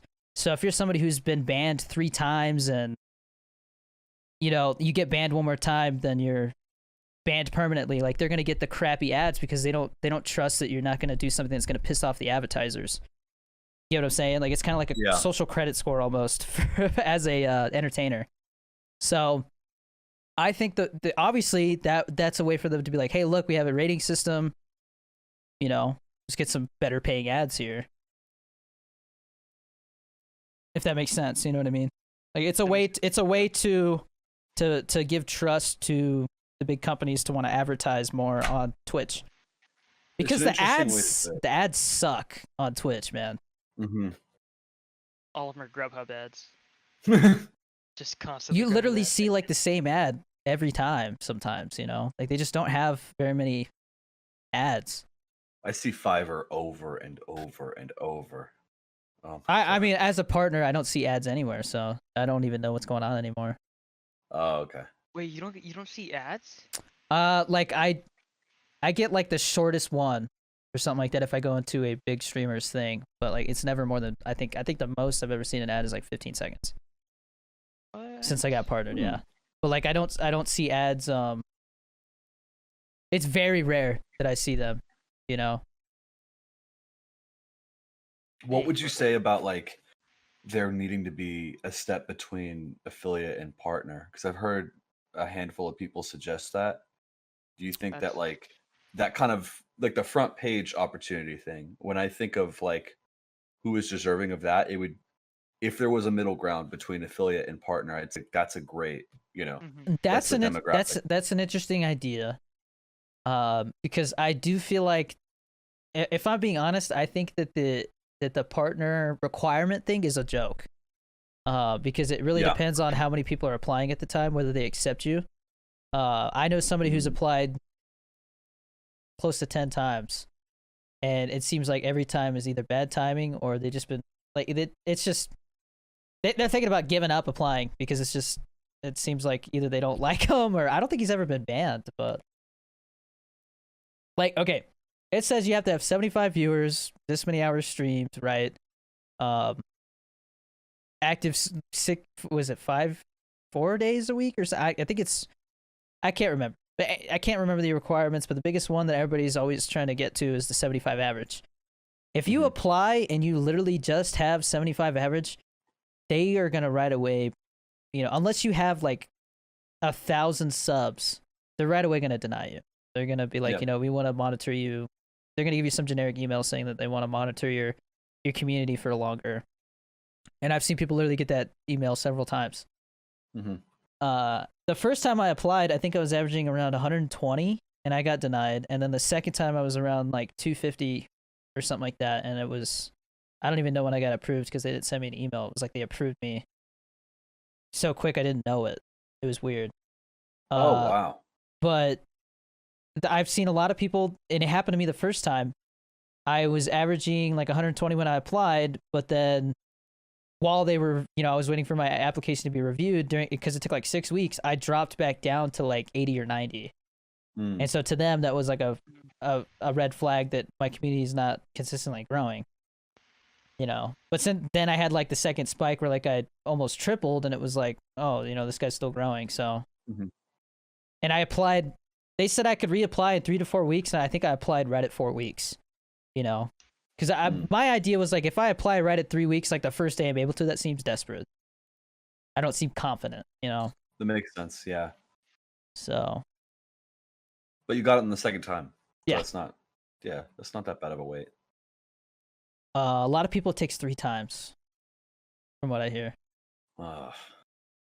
10 times though for that one guy. That's like. I think it's just bad timing for that guy, to be honest. Because like during like the peak lockdown, there was so many partners made and so many people applying for partner that they just accepted a lot less people, or they denied people for like now I've seen people who like are averaging like 80 to 90 getting it, whereas when I applied, it was people are like, no, you got to have like 150 to be guaranteed. Like almost pretty much like double the number, for them to really want to make you a partner. But it seems like right now it's back to what it's supposed to be. But I what I was getting at though is like I think that shooting for just the minimum requirements it's not a good mindset. You're kind of setting yourself up for disappointment by doing that. The 150 spot, like the 150 average viewers, kind of makes the most sense as to like, yeah, like you said, guarantee. But or like I said, you just keep applying, and that shows like that you're still trying, you still want it. Feel like what's I gonna say? But yeah, no, I'm excited to see what Twitch does, because I know they have to at some point step up the game. They really need to figure out the damn DMCA thing. Because like I don't know if you've seen YouTube now, it literally scans your videos before you upload them for copyright strikes. It's very transparent now on YouTube. Like it tells you if you have any copyright strikes, or like it'll say, hey, this one, it'll say like checking for monetization, and it'll tell you like how many times the system flagged your video. Like the one where we talked about EDP 445. That one got limited monetization because we talked about the whole P word thing, Yeah. Holy shit. So like, it's very strict. But it'll tell you like what exactly got you not No, monetized. if it's music related, it will. But if it's just topic related, it won't. By the way, EDP got banned, by the way, on YouTube. Good. Yeah, they said he violated community guidelines. Violated more than he violated something, yeah. Dude. For all the jokes though, man, like I've seen like sad videos where it's like he never got his cupcake and stuff like that, because he said that he was just there to get a cupcake. Like my sister was trying to get his cupcake to somebody and he didn't show up. Yeah, that's so stupid. Yeah. But yeah, so are you guys watching any TV shows? Because me and my wife are watching True Blood, and we gave up on the 5th season. It was just getting really bad. Hey, dude, mom said go to bed. Oh, okay. Damn. I know, it goes by so quick. Yeah. Well, I guess we'll have you on next time then.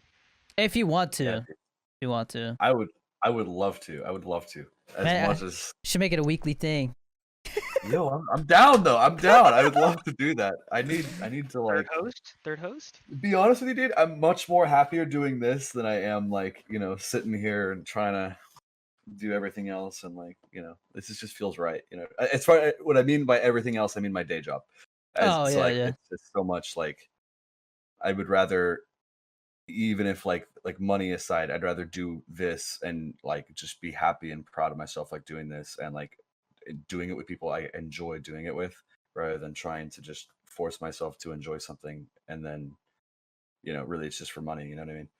That's just the curse of a day job, but Mhm. no. But yeah, this was fun, dude. Thank you for having me. I'd be happy to do this Yeah. as much as possible. Yeah, man. I'm cool to make it a thing. And like if then if Chris can't make a, I mean, it'd be weird if Cool Ranch Corner doesn't have Chris in it for an episode. But I mean, Yeah, that wouldn't be very cool. but if, yeah, but I mean, what I'm saying is like if you have to miss a week or something like that, it wouldn't be a big deal. Like Sure. Okay. I can make it happen. Even if I'm like in a different location, Oh, okay. I can make it happen. The Amazon Yeah. rainforest. Well, there you go. Cool Yeah. Ranch Corner just got a third regular, I guess. There you Let's go. go. Wait, I have to ask really quick. If you have like 2 minutes, what music do you guys listen to? All right, I'm out. No, I'm just kidding. I listen to everything, dude. Pretty much. Because I was like, I had heard, I think I had heard like a Metallica song on one of your TikToks. I was like, no way, this guy. Dude, I love Metallica, man. I mean, the first 4 albums, but yeah. What about you, Chris? K-pop. No, can you imagine? Well, I listen to like a lot of stuff as well, but I'm more of like a like I like the lo-fi hip hop and stuff like that. I feel you. Okay. I like synthwave as well. I love synthwave. But I mean, I'm less about lyrics and more about like the actual instruments themselves. Same. Yeah. Yeah. When I'm working, I can't listen to music with lyrics. It literally distracts me. Yeah. I listened to the Last of Us Part 2 soundtrack over and over and over and over again. Dude, when I was growing up, I was literally I would carry around a CD player and like I would literally have soundtracks to movies. No way. Yeah, I was really nerdy about motion picture soundtracks or scores, whatever you want to call them. Inception. Yeah. Oh, that's a classic. There's some good running music in that one. Mombasa, that one where he's like running through the market. That was a good running song. Fun one. But yeah. If you gotta go to bed though, I don't want to keep you up. Well, I don't have to go to bed. They're going to bed. They said good night. Oh. He just has to be quiet, I guess. Okay. Shut up. But no, I like psychedelic music, like Tame Impala. Okay. Those are good. Yeah. Or the vaporwave stuff.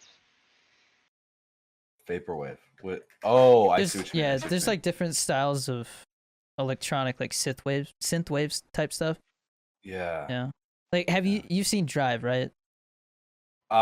No, I haven't seen it in full, but I've seen like scenes, and I actually re-edited a scene for like class or something as an assignment. Bro, have you guys seen?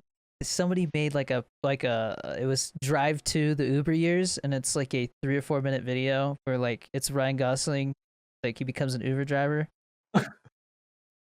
No, I have not.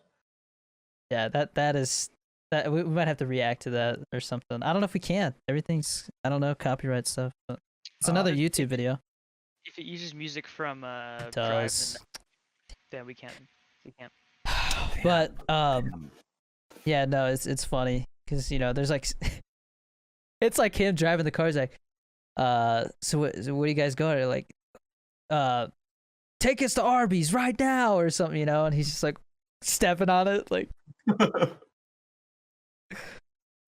Yeah. Check that out.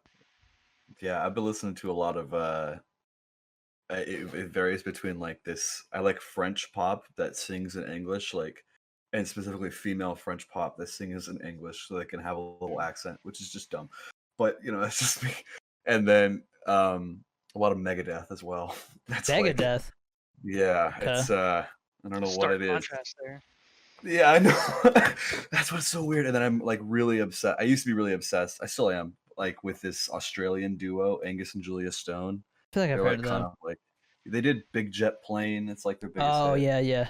Okay. Yeah, they did that one. I'm like, that's when I'm trying to feel like artsy and free. But really, when I'm just trying to like focus and be like, yes, is like Megadeth. I don't know why.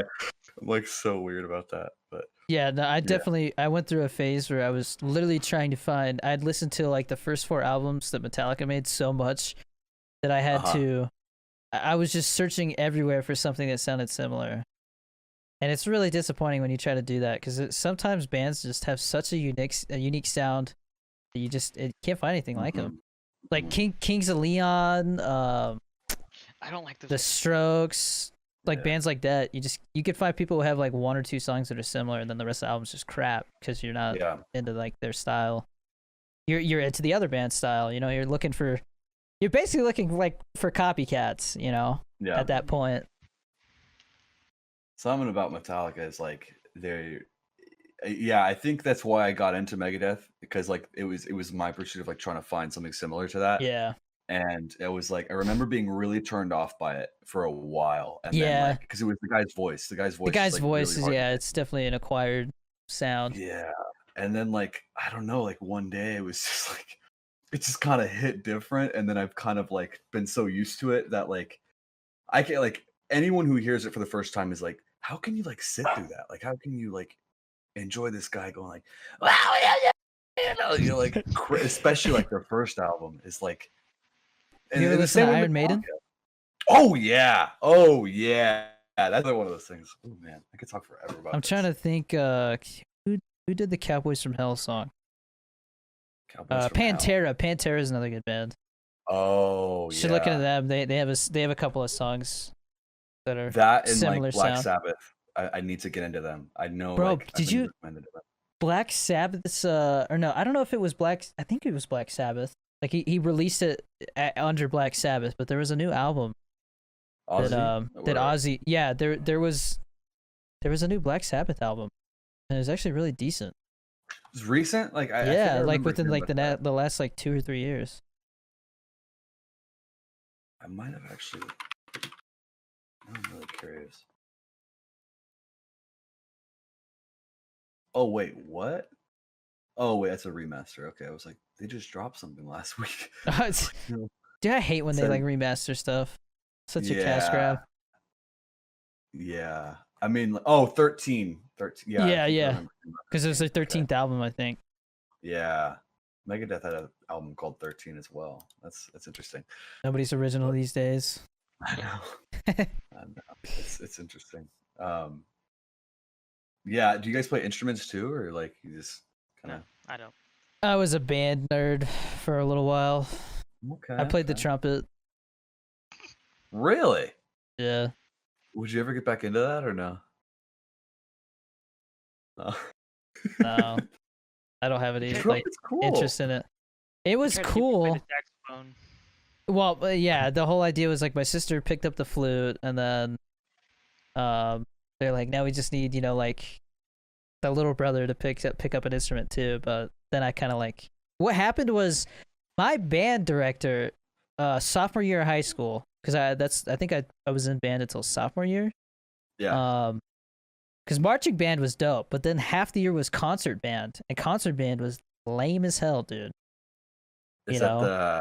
It's literally where everybody just sits in a chair on stage and plays the songs, Like that is so lame, dude. That is But like tough. marching That is band's dope. You like travel around with the football team, and like they had their own little parties and stuff too, Like it's its own wow. thing. Yeah, it's just, those people are weird and don't really fit in with anybody else. And once I started to fit in with like other people, like I just fit in less with band people, and then our band director got caught stealing fundraiser money, so they fired him, and the lady that took over was like what's her face from Harry Potter. She just showed up and just like rained hell on everybody. Yeah. And so I literally threw my trumpet in the dumpster outside and went and changed classes that same day. A nice looking trumpet too. It was all banged up. It was all banged up at that point. I dropped it so many times. Wasn't it like red and gold? Yeah, they called it the Iron Man trumpet. Yeah. Trumpet. That's cool. I'm pretty into like guitar, so like that was like. Yeah, I could tell. Thing. Yeah, I mean, like I'm a little bit weird with that. No, I Dude, just I could you're like double fisted guitar. I was just like, this guy must play guitar. Oh, the rock band guitars. Yeah, I take that pretty seriously. That's one of those things, dude. I would love to, like, if there was a game I could switch from Warzone to something else, it would be Rock Band 4. But I know like Bro. that whole DMCA thing. When Rock Band and Guitar Hero like peaked, like that was a fun time, man. Playing those games. Well, you always got left out. There was only 4 instruments and there was 5 of us, and you were the youngest. Exactly. You just got left out. Oh, you got left out. Guys Fuck. suck. And then Lego Rock Band came out. I got to have it all to myself because no one wanted to play it. Oh, I wouldn't say that. I would just say that like the songs on there were more geared towards like a family audience, so there just wasn't as cool as songs on there. There was like one Blink-182 song that was cool, and even then it was like Aliens Exist, so it was like not that. I don't know if you know that song. It's definitely not like a more hardcore punk version of their music, I don't you know. it. Yeah. I was super into Blink-182. They're like, yeah, I used to know how to. I think I like played one of their songs at one point. Yeah, I've seen them It's like a live. recital. What bands have you seen live? Oof, I've only seen one live that was like, no, 2. One was like, I think it was like, I forget his name. It was like some keyboardist that wasn't like, I was just dragged along. And then the other one was Chance the Rapper, which I was also dragged along to. Ooh. And that was it was with this girl I was talking to at the time. Weird night. I was insanely inebriated, and I was just like, what am I doing here? It was just like, this is not my vibe. But like, I really want to go to I want to see Megadeth before like they stop, or Metallica. I think they obviously. did stop, didn't they? They're close. The guy got throat cancer, but he recovered. I know who just stopped. Slayer. Slayer, Right. and I was gonna, yeah, that's the band I was thinking of too. They're really good too. They got their earlier albums rock, dude. Oh, yeah. See, I got what happened was I got into that music, and then I started doing jujitsu, and at the gym I was training at in Ventura, the instructors there, like one of them was like knew like Eddie Bravo really well, like but like one of Eddie Bravo's good friends, and then Yeah.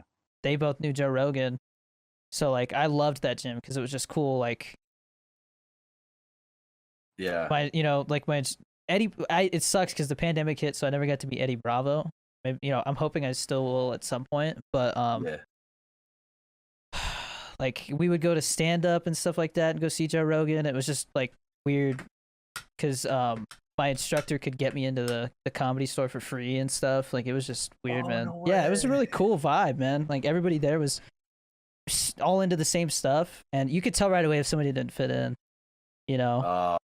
Like somebody came in and they're like, somebody be like, "Yeah, did you see Joe Rogan's new episode?" And like, "No, I don't listen to him." And I was just like, oh yeah. But no, it was cool, and then they were all into like that type of music, so we'd be like choking each other out to Metallica and stuff. God. Oh my god. You're, That's so cool. you're arm barring somebody and like Ride the Lightning's playing, and you're like, "Oh, you're gonna ride the lightning, bitch!" Like everybody's just like trying to get people to tap. It's just a lot of fun. The energy Yeah.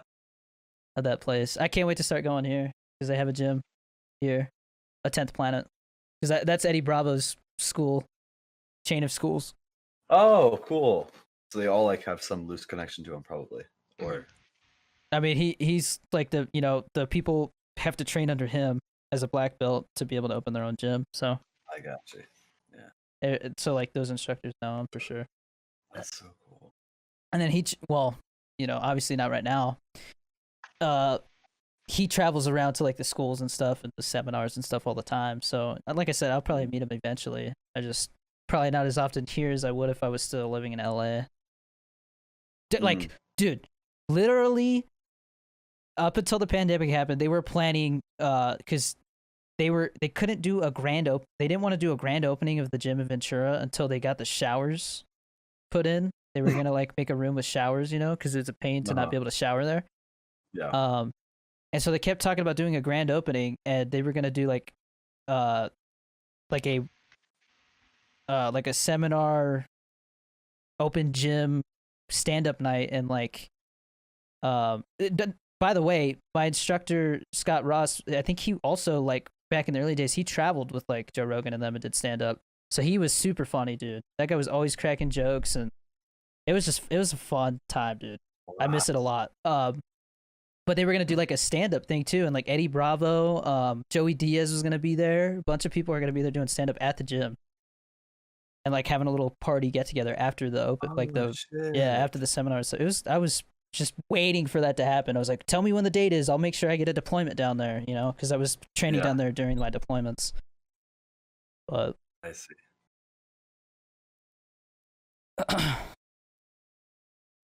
Did you guys watch the Oscars? Or like, hear about that stuff? it's like a random. Nobody else did No, either. nobody watched it.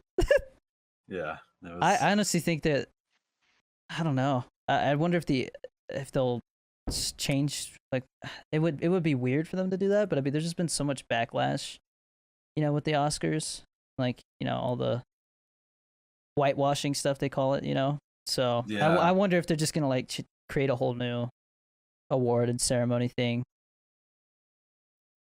That would be so kind of sad because like they're so close to hitting 100. I kind I of mean, but like I said, man.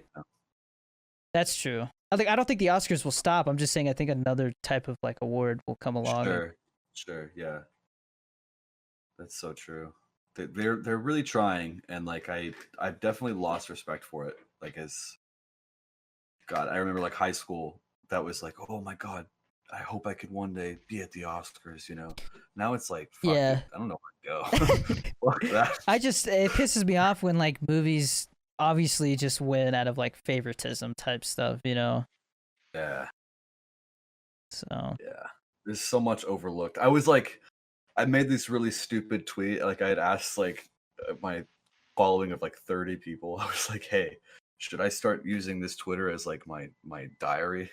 Which I know is like one that's like ticket to get canceled down the line.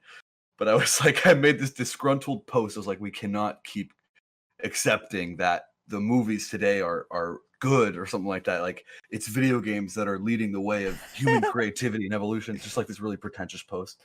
I just had to get out of the way. But like it's true, you know, it's like you get more of like, at least I felt like that Nomad Land thing, that one, it's like I don't know if like it's not that so the way that I look at it right now is I don't have a lot of time. And so I have to pick and choose what I'm going to watch. And if something doesn't seem like I'm going to be 100% interested in it, then I'm not going to watch it right now.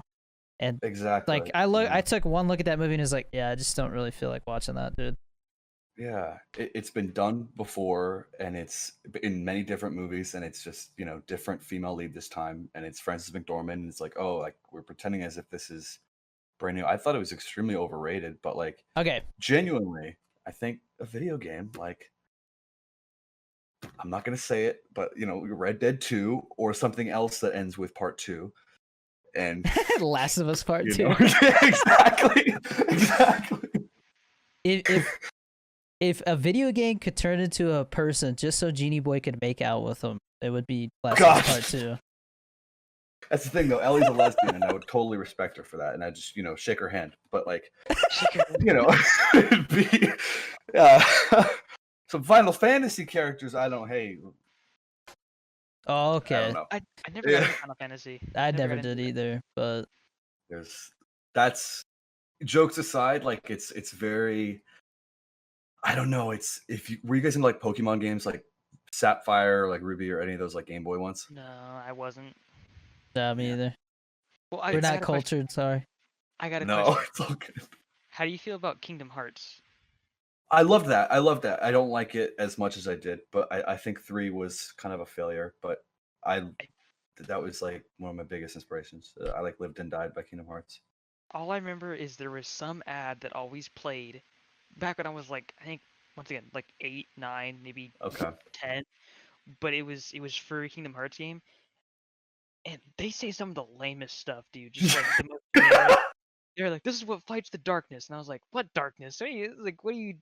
It just seemed like super just generic, and so that's why. Like, yes, that's probably a better word for it. It was just kind of cringy, right?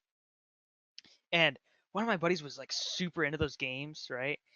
5 years later, I asked him, I was like, hey, so like, do you sell X games? He goes, no, they're stupid. Like they're like the dumbest games on the planet. And I'm like, you were all super into it 5 years ago, bro. And I think that's funny how people go through phases and then like they almost hate the thing because like I mean, it's like Metallica. I love Metallica, but they piss me off at the same time, man. Why is that? Because I like They the just cringe in some parts. no, just what they did to the music industry. The whole, I mean, they're the reason why DMCA is such a big thing. You know that, right? They were like the first people to go after Oh, LimeWire and all that Monster stuff. King, yeah. Yeah, so Okay. that is so everybody says that they're just a bunch of money hungry sellouts. Mhm. And then their music just, I mean, it's like they don't have the same. It's like they're just doing it to do it now. You know, it just doesn't seem like their heart is. I mean, and another way to put it is like people just grow up, you know, and then Yeah. like they're not. Everybody says that they started to suck when they got sober. You know, I can see that correlation big time. That's an interesting way to put it. I didn't think of it like that, but Their newest album is definitely like the best thing they've made in a while. Like, there's a couple songs that I can listen to, but a lot of it is just like, bro, it's just. I always get weird that like I just get confused why they're so obsessed with war and none of them are veterans. You know what I mean? Like there's like that song on the new album is called Confusion, and it's like about a guy with PTSD, and it's like it's so point of view. It's like it just makes me feel a little like wait what? Like I mean, dude, wow,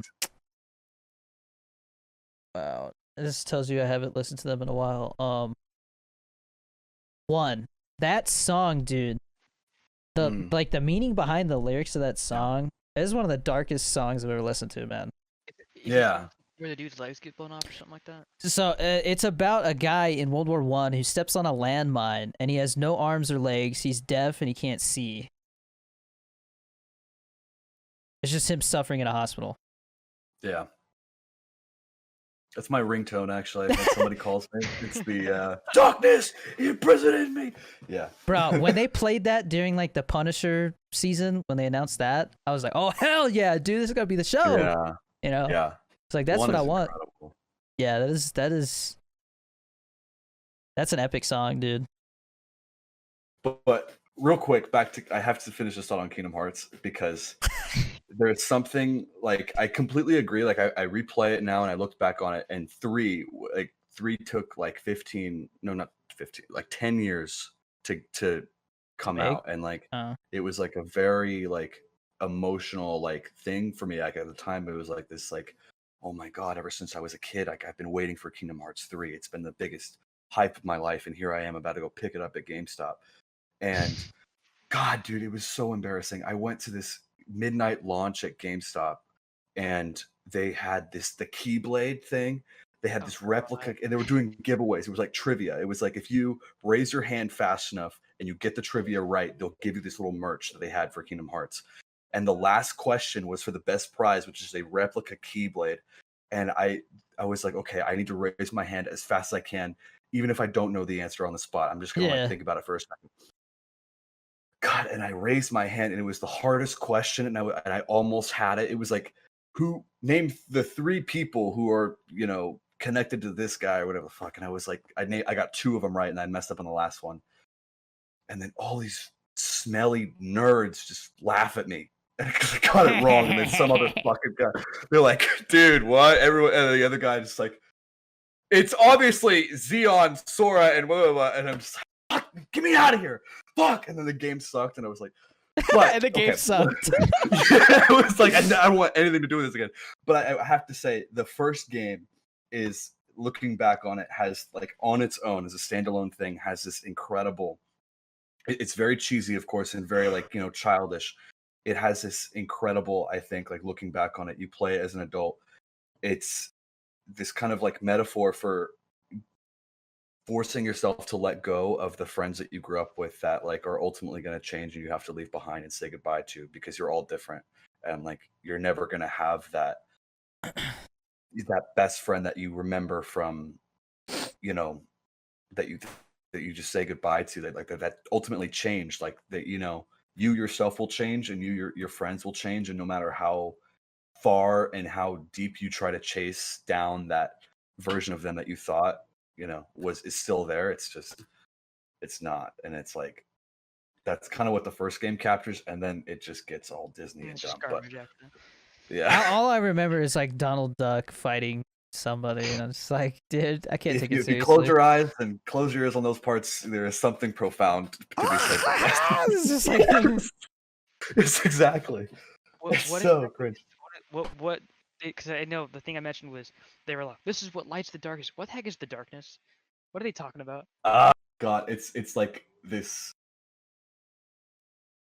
It's just this scary people that come out of nowhere and dwell in this, I guess, nice euphemism for hell. Essentially, it's not hell, but it's for all intents and purposes, it's like, the dark place where like all things evil hang out. People who have no hearts and have kind of been banished from Earth, which is, I guess, the light, and it just becomes this very exaggerated, like, imagine if hell was a place you can kind of go to and from on Earth. Like, it, I don't know. This is really going deep into it. But if depression was a realm that you could step in and out of, like a mindset became that, like, walk around. I have friends in the depression world, I guess. Whatever the fuck. And like, we gotta go save him from the depression world. There's a door to light in the depression. We gotta go. It's like that's essentially what darkness is, where everyone's sad and evil, and like there's monsters that you gotta defeat and stuff.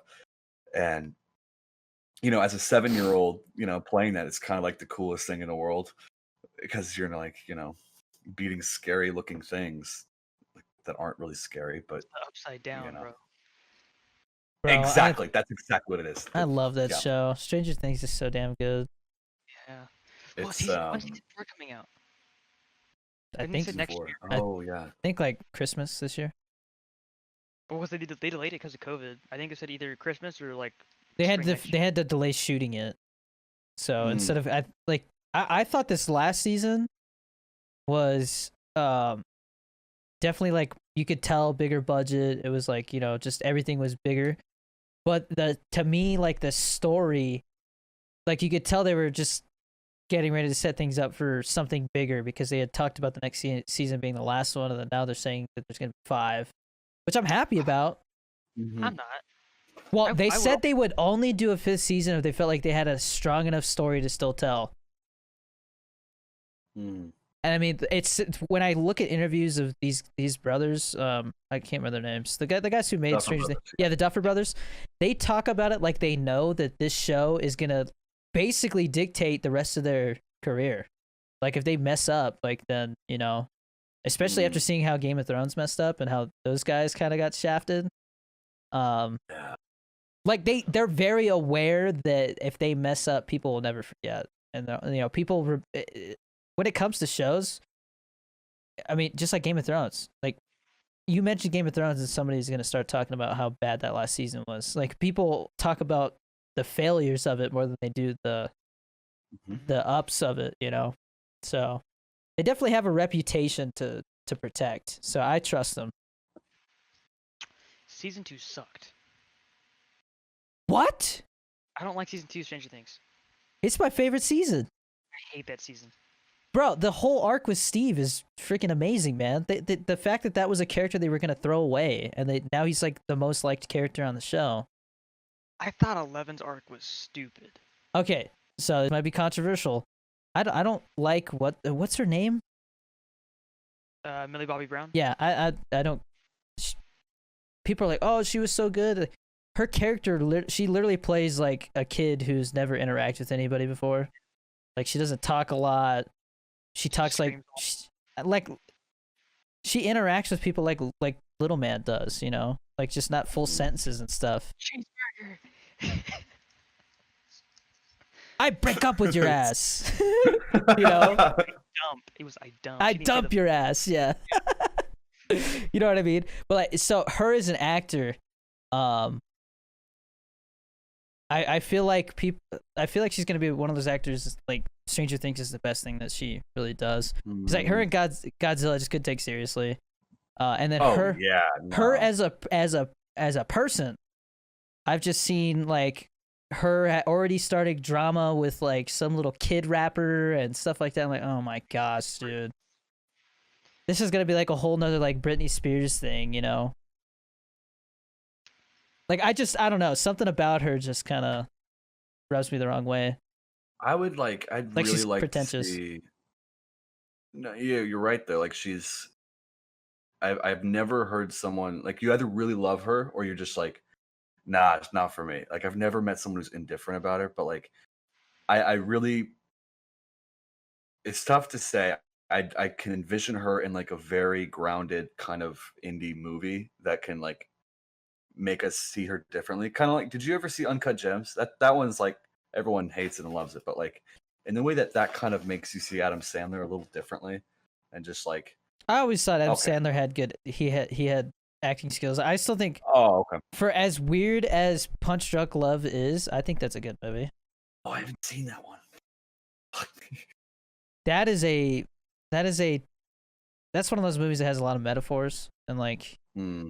it's kind of, I don't want to say hard to watch, but like you know when there's movies where like they're good, but the movie kind of like puts you through hell at the same time. Like you kind of like it's dark, you know.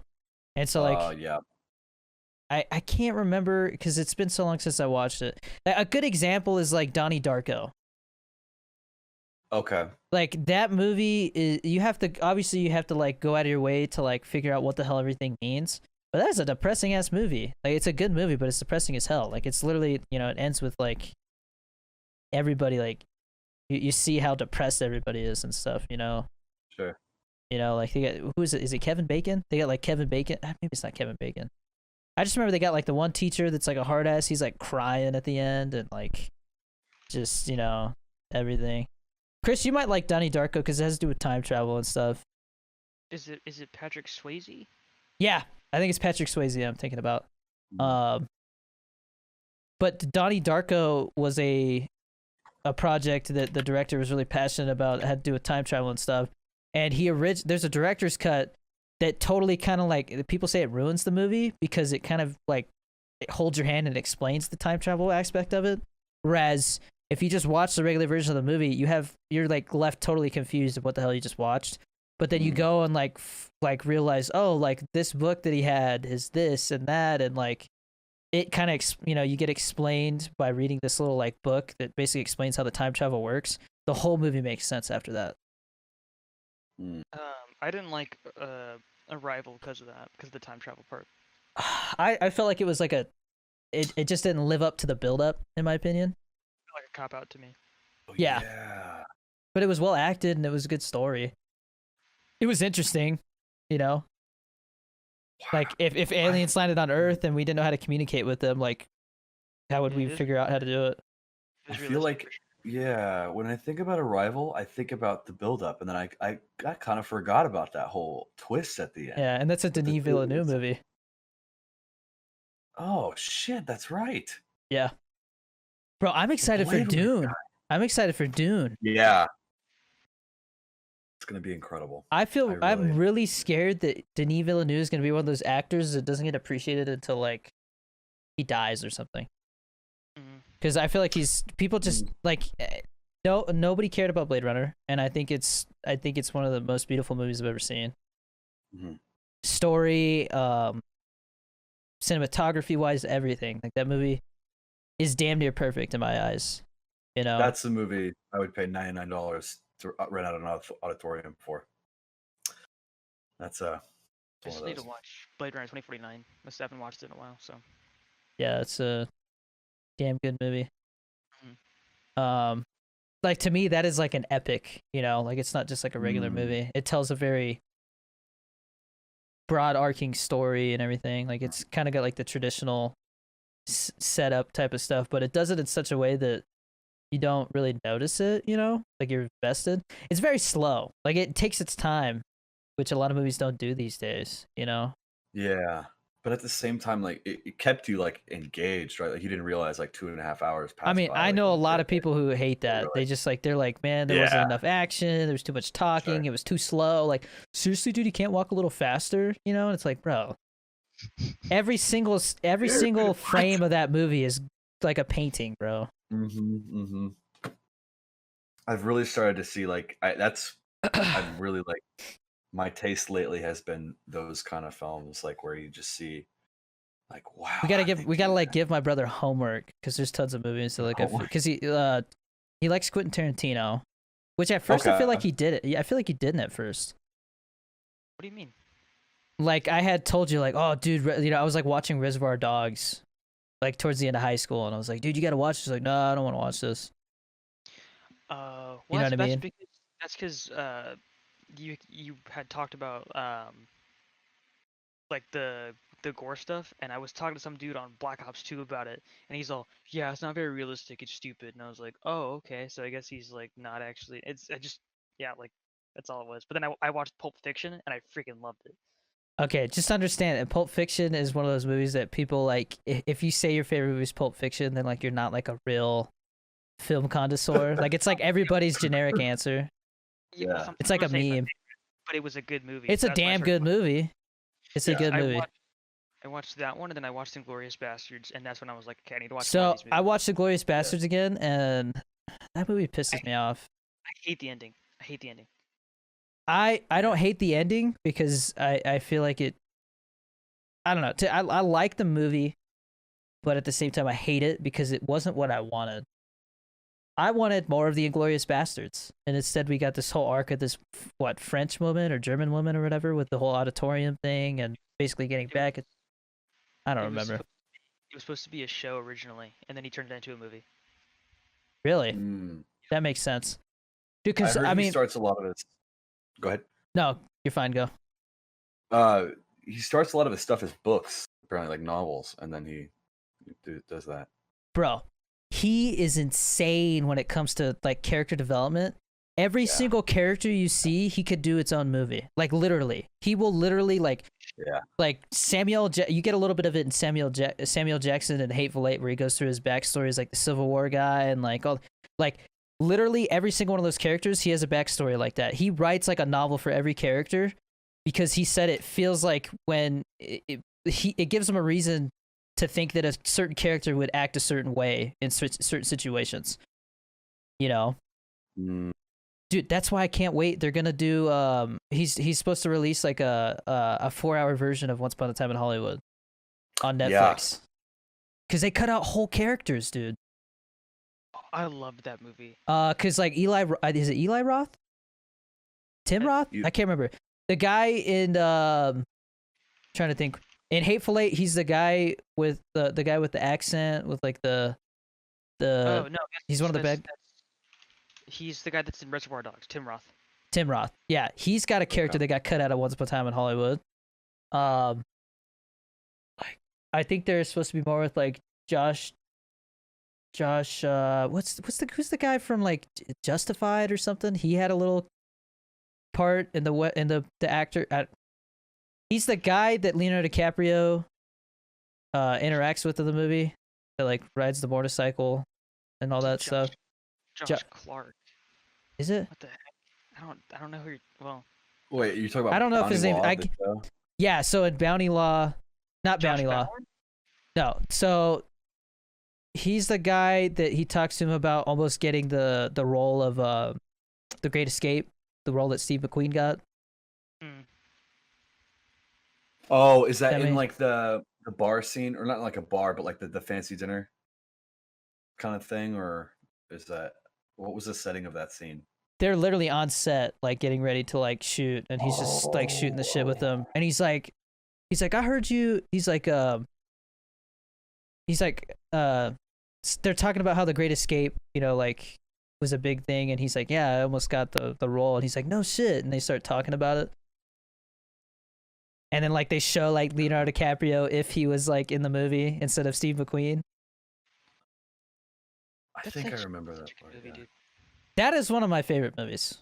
Yeah, Yeah. it's one of his better ones. I really like Django as well. Django's Django a is great like Django's good, dude. I think I was working at the movies. Like I got the job at the movies right around the time that was going out of the theaters, and like I used to come back just to purposely see the reaction of the old people during the big shootout scene where like what's his face starts playing the rap music. I can't remember the guy, the rapper. It's during like the biggest shootout scene in the movie. He's really just, like, it's just blood flying everywhere. Yeah. And it's like James Brown mixed with like something else. But like, I have it's no idea. it was just funny because old people were like getting out and walking out during that because it was like rap music and it just totally out of left field, super bloody. Like I can't remember, but anyways, I just thought it was funny seeing like the old people like get up and walk out because it was just too much for them. Oh, they'd walk out. No. Yeah. Oh, fuck. Like I used to like walk in to do like an auditorium check just to see like the reaction to Auditorium check. Yeah. and I would just see old people like shake their head and walk out. They'd Did go you ask for ever their money see back. Was there anything like ever like weird that you saw like doing like an auditorium check or like? Oh, dude. I didn't really like. It was more like you check to see like how dirty it is type of thing, you know, because like I was Okay, just like an usher. It wasn't like I was doing what the managers do, really like walk up the rows and check the emergency exit and stuff. What are they looking for when they do that? I've always like wondered. So I don't really get. I think they're looking to see if people are on their phones, they're recording, and Okay. then they check the emergency exit to make sure nobody propped it open so that they can come back and shoot up the place Okay. because of the whole shooting.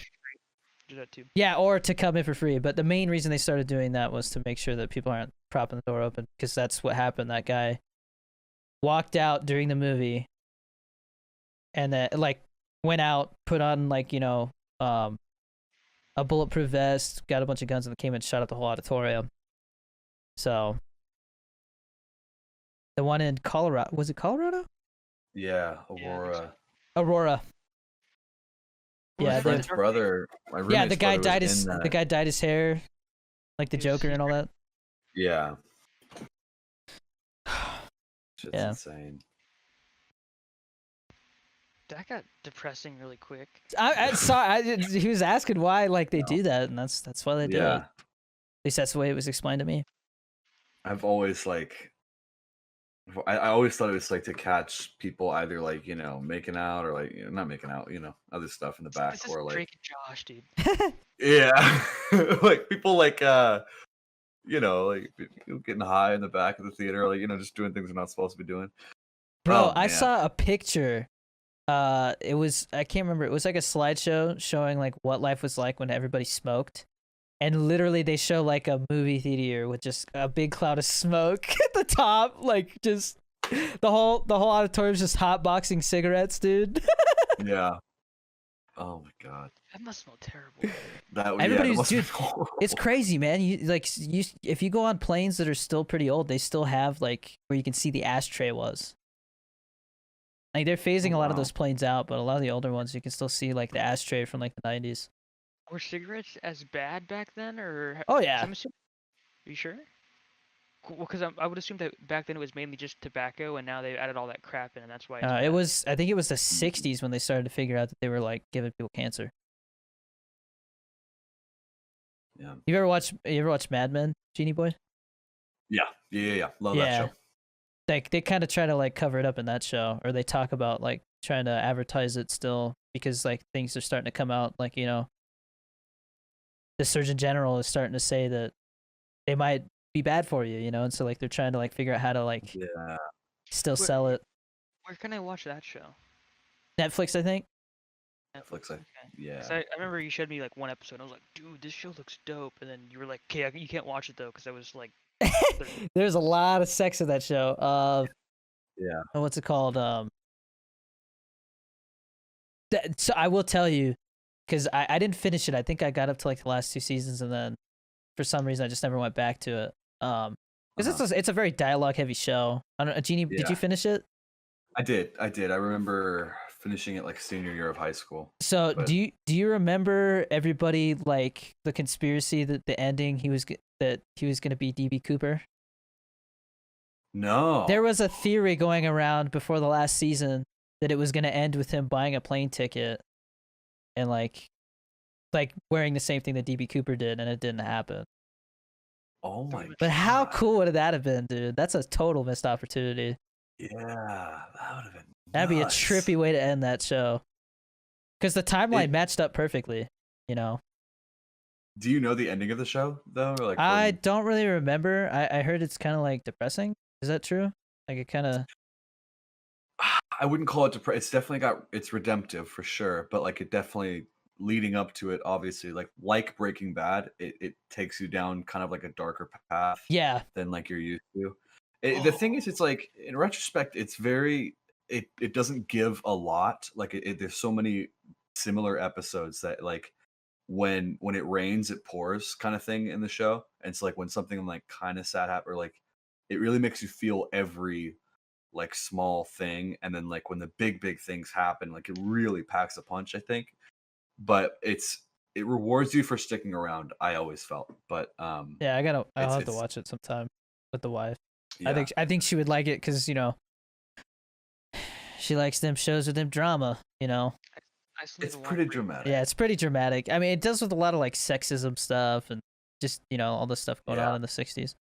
Because I think at one point, right, the war starts and Vietnam War. Oh yeah, Yeah. Jesus. Like they have an episode where like JFK gets shot, stuff like that. Yeah, that was one of the better episodes. I remember that one. Yeah, it's a good show.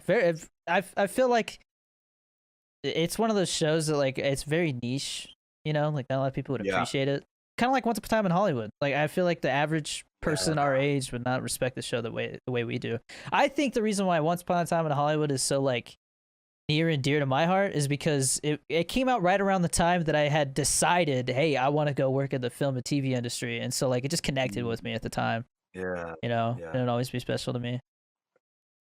That's And so Brad Pitt and Leo just goddamn killed it in that movie. You're so good in that movie, dude. Brad Pitt is such a badass dude. Yeah. I love his old dialogue with Bruce Lee. That Bruce, seems so freaking Oh yeah, For- these fists yeah. are lethal weapons. Yeah. yeah. If I get into I a don't know fight why. and I kill a man, I go to jail. And he's like, if anybody gets into a fight and accidentally kills a person, he goes to jail. It's called manslaughter. Yeah. Like, I remember Aw. that. Wasn't like that. He got in trouble in China for that. Tarantino did for like that. Oh, depiction or so there's a something, lot right? of people. So the thing is like Tarantino worked with people who worked with Bruce Lee, and so like he had heard that Bruce Lee was a very arrogant guy, and so there's people who are like, like Bruce Lee was really respected. That's disrespectful. And there was people who were like, yeah, that's what a lot of people said he was like. I see. Like he was respected, but kind of an asshole from what people said. Okay. So like, That's. I mean, nothing he to was- cancel a guy over though. What the fuck? dude, Tarantino People- definitely. I mean, when Django came out, they gave him crap for how much the N word was used, but during that time, it was just kind of tossed around. Yeah. I still think he would have done it the same way now though, if like that were to come out. It's Oh, like yeah. I mean, didn't he? Was it in Hateful Eight? I can't remember. I think so. I'm pretty sure. Just pretty not as sure. much.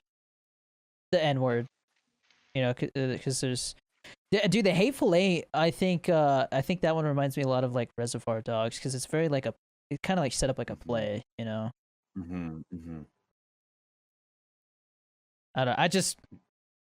I'm curious to see what he does because, like I said, he keeps saying he's gonna do 10 films, and Yeah. was Once Upon a Time in Hollywood the 9th one?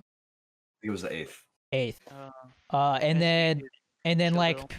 well, people are saying that he's been telling people that because they're like, what about Kill Bill 3? Which to me, I'm fine. I don't honestly. I liked Kill Bill 1 like 10 times more than I liked Kill Bill 2. There just Mhm. wasn't as much that happened in Kill Bill 2. It definitely feels better if you watch those movies like back to back. It feels like a complete story. But to me, Yep. the first half is just much better. But if they were to make a third one, what are they gonna do with it? It just doesn't. Bill's dead. Like, what's the whole point? Why even call it Kill Bill at that point? Killed That's. Bill. Yeah. But I don't know. what I was getting at though is he has been going around. People have been saying, with him saying he might make a Kill Bill 3. They're like, oh, so does that count as your 9th one? And he's like, no, Kill Bill 1, 2, and 3 counts as one movie. So he considers Kill Bill 1 and 2 one movie. And then I think he directed one movie before Reservoir Dogs that he doesn't count either because it wasn't like his project. Sure. And then I don't think he counts Death Proof as that either. I don't think he counts that. Because he wrote that one, right? Or was that No, True so Romance? he wrote True Romances. He doesn't count because that wasn't. I don't think that was his project. Like he didn't write that. And then Proof. there was Grindhouse, and it was Grindhouse. Oh, it was like Grindhouse presents Death Proof and like Death Proof and then something else. And what it was Tarantino got together with a friend. They both wrote a script and then they directed each other's scripts. Mm. And so a lot of people say that like Death Proof is his weakest film because he didn't write it. It's still got his style and everything, but he didn't write it, so that's why it's not as liked. But it's still good because it's got Kurt Russell in it. You know, I love Kurt Russell, by the way. Kurt Russell's freaking awesome. And then what's it called? Now they're talking about him making Bounty Law a show on Netflix, like a miniseries. That doesn't count as a movie. So you can see how he's kind of like milking it, and that's what makes me think that he's gonna be one of those directors who quits for a few years and then comes back because he just can't stop. Yeah. Which I mean, the movie that the movie that he would decide to come back with, you know, after saying that he's retired, it would be like he has to outdo himself, you know, in order to feel like it was worth it. So I can't wait to see like what else he makes, man. His magnum opus. Yeah, truly. Yeah, his 10th film has to be like an all-out, just insane movie, dude. Dude, what if it connected all of his movies? Dude, it's so. Well, all his movies are connected. Exactly, but what if it like directly connected them? Like characters come back and stuff. Mm-hmm. Well, I think he was originally gonna do a movie that was about because John Travolta in Pulp Fiction is somebody's brother in another one of his movies. I can't remember which one. But he had talked about at one point doing a movie about them. Which, I mean, dude, people forget that was a big deal for John Travolta. Hollywood had kind of given up on John Travolta. And so that was like his second wave when he did that movie. He got picked up for a lot of roles after that. Because I mean, you look at a lot of the stuff John Travolta's made, and it's like Nicolas Cage, you know? Nicolas Cage has made some really bad movies, but then there's little gems here and there. Did you see his Scientology movie? Chris Stuckman talked about it, where he's like an alien or whatever. No. Dude, that movie's bad. Like, he's done some bad movies, and that's definitely one of them. I think he directed it, too. People have told me I gotta see... no. People have been telling me I gotta watch Mandy. That is Mandy. I think it's like a revenge slasher movie. Like Nicolas Cage tripping on acid, going and killing people. Oh, holy crap! You know what? You know what? I saw. I think it's War Dogs with the guy from Whiplash, and then I think is it Jonah Hill and Miles Teller. Bro, Miles Teller is the shit, dude. That movie was really good. Whiplash is amazing, man. Yeah. I love that movie, man. I love J.K. Simmons, dude, is such a he's scary in that, dude. Is he gonna be the new Spider-Man or what? Are you one of those single tear people? He's all in his face. He's playing, what's his name? J. Jonah Jameson. Yeah. Oh yeah, that's right. Yeah, because was he in it? He was in Spider-Man 2. The Tom Holland. It's like a credit thing. Right? I can't remember. Yeah, I think so. I forgot about it. Because Mysterio reveals his identity, and then J.K. Simmons is the one that's actually like saying it. Yeah, like reporting on it. Wow. Yeah, I remember. I think I can't remember. I must have seen it with like some coworkers or something, but somebody was like freaking out about it. Like, yo, that's the same. You know, they're like super nerdy about it. But I feel like he got shafted in Batman vs Superman and Justice League because J.K. Simmons got absolutely yoked for something. There was supposed to be like they were supposed to give like Commissioner Gordon like more screen time, and you know they were you know how Zack Snyder is. He tries to make everybody like the most badass version of their character, you know. And so there's literally like a picture of like J.K. Simmons with like a full beard, just looks like a homeless dude, but he's freaking yoked, bro. And like I guess whatever that was for never happened. So I feel bad because that dude at his age, that was a lot for him to do, and it turned out to be for nothing. So but I love J.K. Simmons. The guy that they have playing the new Commissioner Gordon in the Robert Pattinson one has me excited. I can't remember his name. He was in Hunger Games. He's in Westworld. I can't think of his name, man. I know the face. I don't know the name either. But yeah, no, I'm excited about that movie, The Batman, because that's Matt Reeves, right? Yeah, the guy who did Planet of the Apes, the new ones. I love. He did the last two. He did the last two. He did not do Rise of the Planet of the Apes with James Franco. Really? Yeah, that's why they feel so different. That makes so much sense. Actually, hold on. Yeah. Bro, because what is it? It's Rise, Dawn, and then War for the Planet of the Apes. Right. War for the Planet of the Apes is amazing, dude. That has a lot of like Nazi concentration camp metaphors and stuff in it, because it kind of does like the whole like the monkeys are in camps, dude. Yeah. You guys have seen The Big Lebowski, right? Oh yeah. And not in a long time, but dude, I love Jeff Bridges too. Jeff Bridges is hilarious, dude. Didn't he get cancer? I don't know. Yeah, he got cancer recently, which I was like, he got diagnosed recently. Yeah, he like came out about it and everything. I think he's like bald right now. He's like treating it, but you know what type? You're right. I could look it up. Yeah, dude, I love Jeff Bridges, man. It's lymphoma. Ooh, isn't that a lymphoma? Is that the lung one? It's cancer of the lymphatic symptom. So I think. Oh, so that's like your. I think that's a pretty. I think that's one of the worst ones, man. It's it's like your immune system. It gets rid of like toxins and stuff like that and waste. So it's like that part of your body. Damn. That's rough, man. I know. I mean, cancer in general is rough, but I mean that's not something they can just cut out of you. Dude, like every role that I've seen him in, like he just does such a good job, bro. Like yeah, it just I loved him. Have you seen Hell or High Water, Chris? No. It's Chris Pine and Ben Foster. Have you seen that, Genie Boy? They're brothers. Yeah, they're brothers in Texas, and they're robbing banks, but it's modern day. So like, I mean, you don't hear about too many bank robbers nowadays, you know? Like, it's not something you really get away with. I feel like we planned on watching it and we didn't. But Jeff Bridges is the Texas Ranger that's going after them, and he's like full on Jeff Bridges. And he's got a his partner is a guy who plays a lot of Native American roles. And so he's always cracking jokes about like his ancestors kicking skulls and stuff like that. Like just a bunch of like kind of like just not appropriate jokes, you know, but like they crack at each other and stuff.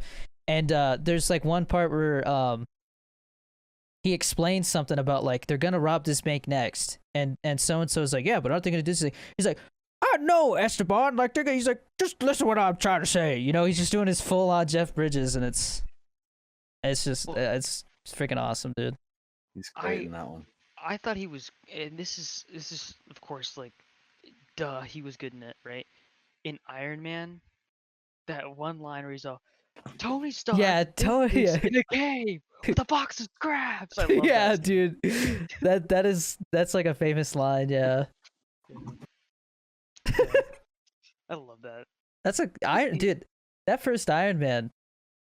That's a big deal, man. Because if that movie was a flop, I don't think the MCU would have been a thing. Yeah, but the thing is, the only thing that sucks about that movie is that they had to replace the guy that plays War Machine with Don Cheadle. Which is fine, right? But like, Terrence Howard got replaced. Well, you know why he got replaced, right? No. He kept complaining that he wasn't being paid as much as Robert Downey Jr. I'm sorry, Terrence Howard. You ain't that big of an actor, bro. I'm sorry, dude. Like, what else have I seen him in? Like Red Tails. He was in Prisoners. All he did was cry in that movie. Um, not a bad actor, but he definitely. I'm sorry, man. Like, you shouldn't be getting paid $100 million for a movie. You're not up to that. You're not Daniel Day-Lewis, bro. You know. Mhm. Well, okay, you know who's really underrated in that universe? The guy Yeah. that plays Falcon, Anthony Mackie. Oh I yeah, love that guy. Dude, yeah. I No, love he's that getting a guy. lot of roles now. Yeah. Good for him. I loved him in Pain and Gain, dude. But He like, was in Painting. yeah, he was Pain and Gain. He was like, because there's The Rock, who's like the biggest dude on the planet. Then there's Mark Wahlberg, who, at like literally his buffest, and then Anthony Mackie plays like the guy that Mark Wahlberg is training with the promise that he'll get yoked. You know, so he's just like taking steroids like crazy, drinking breast milk, you know, like all kinds of ridiculous stuff. Oh, dude, he was in the Hurt Locker. Yeah, yeah. I think that was his breakout role. Yeah, Oh no, his breakout role was 8 Mile. he was in 8 Mile. Yeah, I think he was rapping against Eminem. in Okay, one of so the- there's to me there's breakout roles, which is like now everybody knows your name, and then there's like your first role that like Oh, gets like you a on the map. debut, like a Yeah. debut. Yeah. It was like his debut, 8 Mile. Yeah, because makes I've sense. seen 8 Mile like once, long ass time ago. But no, Pain and Gain was funny because he's like working at a taco shop, and Mark Wahlberg convinces him like they're gonna steal this guy's money, and so he's just like all hyped up, you know, like on steroids. He's just they're working out, right? And then Mark Wahlberg's like, he's just they're like working out. He drops weights. He's like, I mean, come on, we're Supermen, you know, like. And then like Anthony Mackie's like, I ain't making no more tacos, man. I'm gonna put my beef in those tacos. He's just like all pissed off, you know, like all hyped up, roid raging. Yeah, but if you haven't seen Falcon and the Winter Soldier, the show, you definitely need to watch it because I really liked it. It could Yeah, have been it longer. was solid. It was solid. It could they were supposed to have more episodes, but they cut out that pandemic plot line that was in it. But for what it was, I didn't like, know that. yeah, it was. I think it's supposed to be like 8 to 10 episodes instead of 6. But it was really good. They're talking about doing They- another season. I would love that. See, the thing is, so they're saying, because It definitely felt like something was missing from that show, and that makes sense now. compared to WandaVision, that show was like, it was leagues better, dude. I'm sorry, but the more I think about WandaVision, the more I feel like That it show was a just disappointment. That show was a disappointment. It was not good. they should have just had. I think what everybody wanted was just Wanda and Vision like fighting crime in the 50s, which is what people thought it was gonna be. I wanted Vision to stay alive, but they're getting rid of him, and then I've got homework for you, Chris. Genie, oh, Genie got up. Listen, I'm listening. Have you seen Watchmen? The show or the movie? The show. I haven't seen the movie. I The watched show. the pilot of the show, but Bro, the show is like I would say it's kind of pretentious, but I love how each episode like focuses on a different character. it's the That- Leftovers guy that did it. Yeah, it's the guy who made Chris, you should watch that. It's Watchmen. So basically, because I was confused when I first watched it, like what was going on, and basically what it is Watchmen, the first one, right, is or the movie, right, is based off the comic, and then this show is what happens after the comics and the movie. So it's completely own it's complete own story. Oh, right. Okay, Yeah. okay, yeah. Yeah, so like, because I was confused, I was like, is this based off a comic and stuff like that? And then I found out that like this director and like I think another guy like legit like wrote this themselves, and it feels like an epic, you know. But it's also it's so weird that it keeps you wanting to like makes you want answers. it's on HBO Max. Did you guys ever watch Man in the High Castle? I think Yeah, they lost me after the first season. that show got weird. Yeah, as soon as I realized they were introducing supernatural stuff already, I was like, I'm out. Yeah, I was like, because second season, like some chick that was dead just comes back to life all of a sudden, and it's like, Well, there's a show that I keep. There's two shows on because my wife got a. We realized that because we both got new phones, realize that right now, if you get a Apple product over a certain price, you get like a free year of Apple TV. And then like you can share it with like 2 other people or something like that. Like you can literally give somebody a free year. But there's 2 shows on there. There's Servant, which is M. Night Shyamalan's show. He made a show, which I've heard good things about, but there's just nobody watching it because who the hell watches Apple TV? I haven't heard anybody talk about it. It's like the Facebook of streaming networks. Like just nobody watch. Yeah. The other one, The other one is Yellowstone. for all mankind, I think it's called. That's one where the Russians go to the moon first, right? So yeah, it's basically like what if the space race continued? I heard that show sucked. I read reviews and people said it was a decent show. It's just they feel like it would do better on a different network. Oh, there's 2 seasons, but there was only 1. Yeah, no, it's fairly new. But I mean, they're like shooting guns in space and stuff at each other. So sounds pretty dope. There's like like fighting on the moon and stuff. Yeah. The Boys is on there. I didn't know that. The Boys is on Amazon. It says Apple Yeah. TV. They're probably trying to get you to like buy it in like iTunes or something like that. Oh yeah, you Have can. You can get it on Apple TV. Have you watched The Boys, Genie? No, I haven't. It's another one of those that I just didn't. Okay, it deserves to be moved up to the top of the list right now. I'm telling you. Okay. Yeah. What it was is like my friend had told me about this idea that he had for like this show about like frat dudes with superpowers who like go into like this Mayan, like get really messed up on this frat trip to like this Mayan temple and then stumble upon this it's basically if Power Rangers met Blue Mountain State, and like we were like writing like that episode, we were like writing it together, and then I was like just browsing through the thing and I saw like The Boys season 1 suggested, and I was like, wait a second, superhero comedy, people being dumb and having an attitude. They stole our idea. Fuck. Even though it has like nothing to do with it. The guy that what's his name? He was Dredd. He was in Lord of the Rings. I just watched Dredd, but I don't know who he is. The guy who plays Judge Dredd. That guy is super underrated. I love Dredd, by the way, Chris. If you haven't seen Dredd, you'd like that because it's got like, total Blade Runner vibes. Like not Blade Runner, sorry, Cyberpunk vibes. Carl Urban, yeah, that dude's a badass. Okay. Have you seen Ex Machina or Annihilation?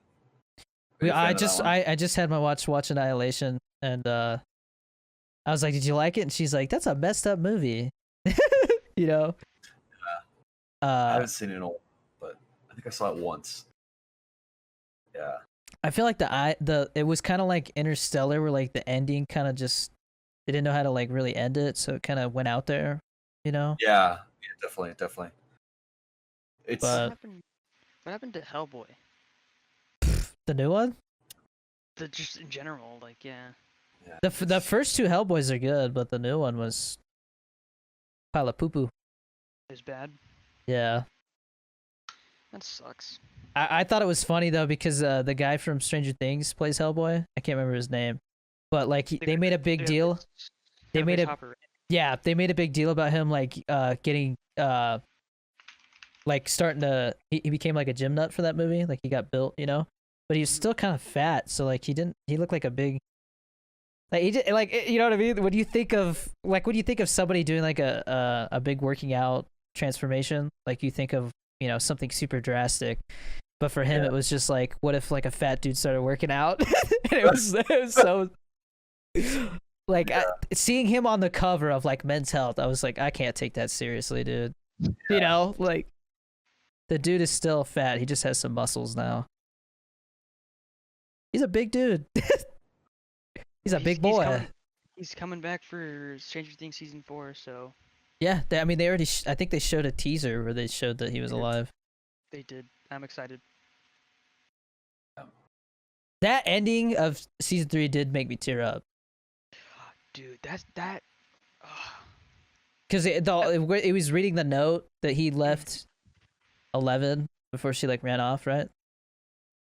Well, no, it was supposed to be him talking to 11 and but Wait, what's he the was kid's name? he. He's supposed to be having like a talk with him about like I guess like I don't know how to explain it. Like keeping a bit of distance so you're not like Yeah. constantly with each other or whatever. Like it. Well, Yeah. he was trying his best to show that like he kind of looked at himself as a father figure for her, and like he Mhm. cared about her that way. But at the same time, it was like, I mean, she's a girl going through puberty. It's not like he knows how to handle that, So it's like super awkward for him. So the whole thing was about he wanted her to just keep the door open A when couple what's of his face times. was over. And so What is he like saying? at the end he's like, and for God's sake, just keep the door open 2 inches or whatever, What what did he? But I was I like, forgot. 2 inches. Um, It was Mike. like, Mike yeah, is what his name is. Yeah. I don't know. but yeah, I that don't like him in the newest season.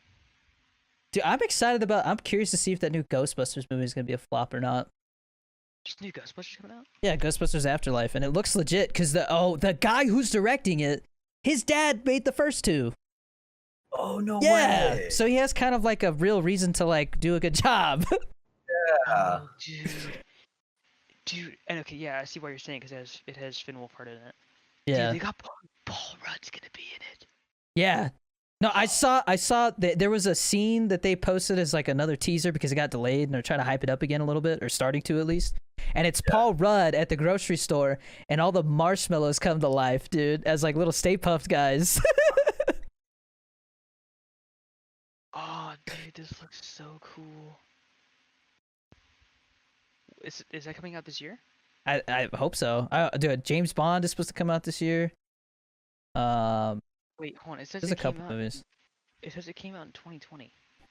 No, it was scheduled. It was made in 2020. IMDb Is it? shows when it was made, not when it was It says released. November 11th of this year. What else got totally delayed? Top Gun 2 got delayed till like November, I think, Black with Widow. Miles Teller. Black Widow. But dude, Black Widow was legit like exactly a year ago supposed to come out. Wow. Isn't that So that's crazy, man? just sitting on someone's hard drive right now. Literally, Kinda yeah. weird. Yeah, that's it's weird, man. It's legit been a year since like all this crap started. It's been over a year at this point. Like this is legit one of those times. I mean, we can end the podcast like on this note. Like, it's gonna be one of those things that when we're old men, like we talk about it, going through the COVID pandemic. Well, Yeah. also, another war breaks out. Oh yeah, and World War III. So, I don't know, man. I We'll see. almost forgot about that. Oh my Yeah. god.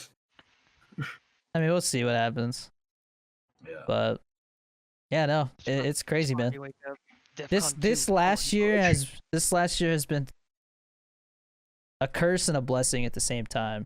I feel like a lot of people got opportunities they never would because of this, myself included, man. If not, I'd probably be, would you like cream in your coffee, sir? That's what I'd be doing right now. I'm just happy I'm done with Best Buy. I freaking hate that Dang. place, bro.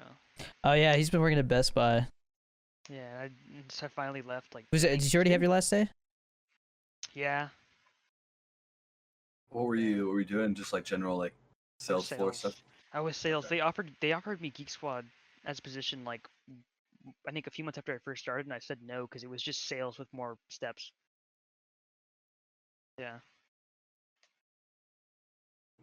It's a tough job, but Well, it's not that it's tough. It's just like with COVID, people not wearing masks and stuff like that. It's like you're Oh, screwed all the time. you have to like haggle people for like wearing the mask and stuff. Mm. Oh, that's a tough position to be in. Yeah, and like it was like super wishy-washy on how they didn't enforce it. Like some managers they cared like crazy, and some didn't. And towards the end, like nobody cared. I was like, yeah, I don't want to be here anymore after that. Like that's just stupid. I mentioned how there might be a third wave. Like I think that's why New Mexico as a state hasn't opened more yet is because I feel like they're just like kind of paused, waiting to see what happens. But do you guys think there's gonna be like everybody goes back to masks? Because there's a couple states now that you don't have to wear masks.